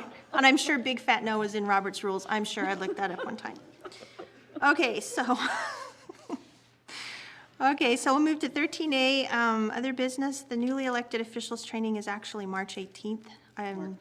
So, we don't need to worry about that, it's this Thursday, it's March 18th. The date here is wrong. The date is wrong, and we don't know, UAC screwed up in telling us, so not blaming anyone in our county. The UAC Management Conference is going to be May 12th through 13th at the Davis Conference Center in Logan. Layton. I'm sorry, Layton. Thank you. See, like I said, our brains are about done. And then one thing we didn't have on this, but the elected officials social dinner, that's Friday at 6 p.m. at Riverwoods, correct, David? Yes, Okay, make sure that you RSVP to Janine. I think we have everybody. Did we get everybody? Okay. All right, and from that, we will move to council member reports. And I'll start with David Erickson. When you said the council agenda process, I was kind of curious as to, for example, how on that process for us to know what is going to be on that agenda. I can't have a big surprise on Friday if we've got something already scheduled for Tuesdays and stuff. And that's why, like, workshops was a big one, you know, when that thing came around, I thought, oh, crap, I gotta go reschedule something that I had, because that was a big Okay. surprise to me, and I can't have, I don't know, maybe the rest of you are I different, gotta but. have a little bit of So you need, I- how much we need to notice? have a 2 notice weeks? on any kind of workshop, I think ought to be approved by all the council if we're gonna Okay. treat it in a couple days Okay, as such, if we can, just so that we understand it. We know, and that was, you know, it's important and stuff, but, just need more time to make sure we can schedule those things. okay. I really don't have anything else as far as my report, so. Okay, thanks. Thanks, David. Gordy? We won't have the 8 o'clock deadline. Yeah. Well, I got 10 minutes worth of stuff here, so we're never gonna make it. No, not really. I always like to be brief. We did attend a fire board meeting this afternoon, and it's the first one we've held in several months because of all the craziness that's been going on. But we got some reports as to how they have organized the Sims board and taken the Sims board and divided it up between Logan City and Cache County. And with that division, there's looked to me like there was about how many was there, David? 6 new firemen and paramedics and stuff like that, with a ambulance now in Mendon, an ambulance in Wellsville. The south is covered. The south is very well covered. And the question that I asked them is, the north still okay? And they said yes. So I think this Sims breakup has actually made it more efficient for the county, at least in the south end of the valley, to be covered. We've got instead of just having 1 ambulance or so in Hiram, we now have 3 ambulances, and it covers a little bit better cross-section of the south end of the valley.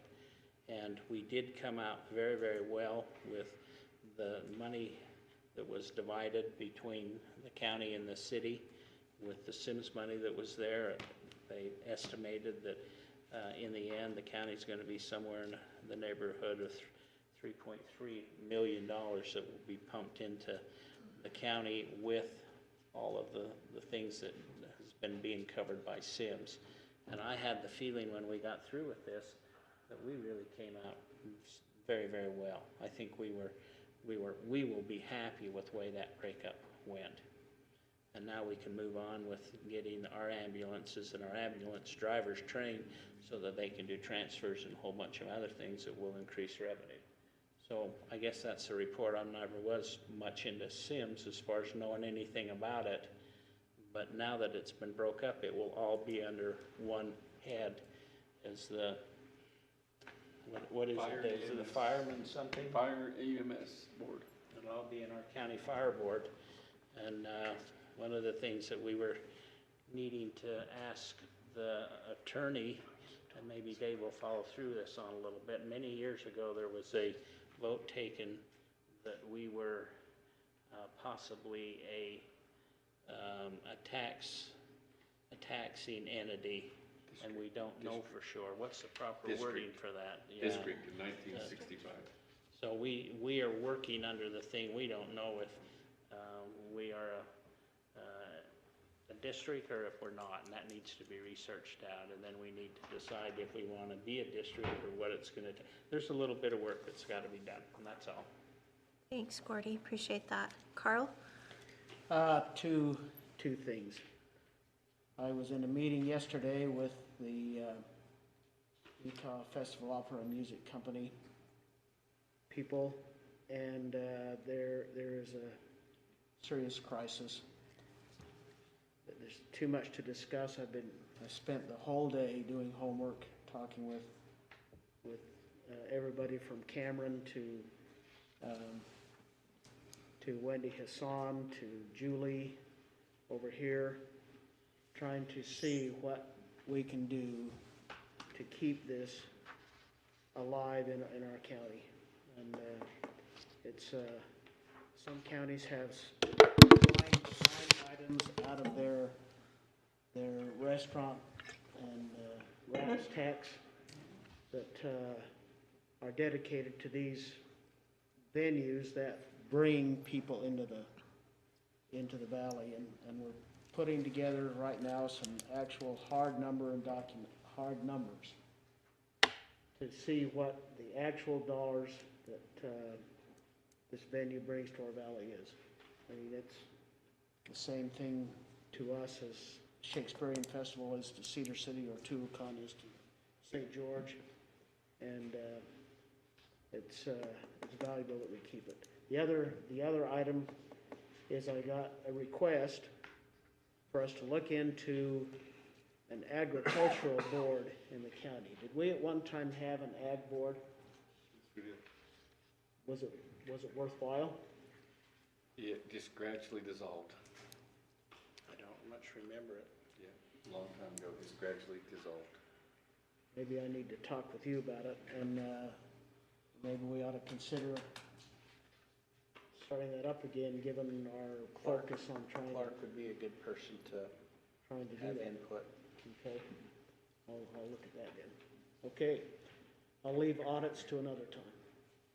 Okay, thank you, Carl. Appreciate that. Barbara? Yeah, I like the idea of this agenda thing, as long as it doesn't become so cumbersome, because I can see it being more efficient with, for example, presentations for wanting more employees. I think Devron did an excellent job with it, but I think sometimes we get the information the day before and we're shifting through everything. So I really do see an efficiency value to that. That's all. Paul? Since I vetoed my suggestion on the county motto, I probably just don't have anything else. It's better not said in public. Thank you, I think, Paul. Go ahead, I Nolan. don't have anything. I'm still figuring out when I have a committee meeting or what, so if nobody calls me, I am not going anywhere, so. David, do you have one more thing? Yeah, Thanks, just Nolan. the social on Friday, it was originally announced that it would be at the Riverwoods Conference Center. Yeah. However, a few people can't make it, so they can actually fit us into a little bit smaller room at the Elements, which is, it's Oh. the same building. It's Yeah. just the other side. It'll give us more flexibility on food. We'll be able to just order off the menu if we're on that side. Are we gonna be on the south side when you walk in the side door on the back? Is that where you mean? Yeah. Okay. So if you want to just park in the parking lot in front of Elements, kind of by Johnny O's Donuts and everything, and go in the door to the restaurant, they'll still put us in a private room, probably in between the conference center, but we'll be in a smaller room instead of that big conference room. Okay. Okay, thanks, David.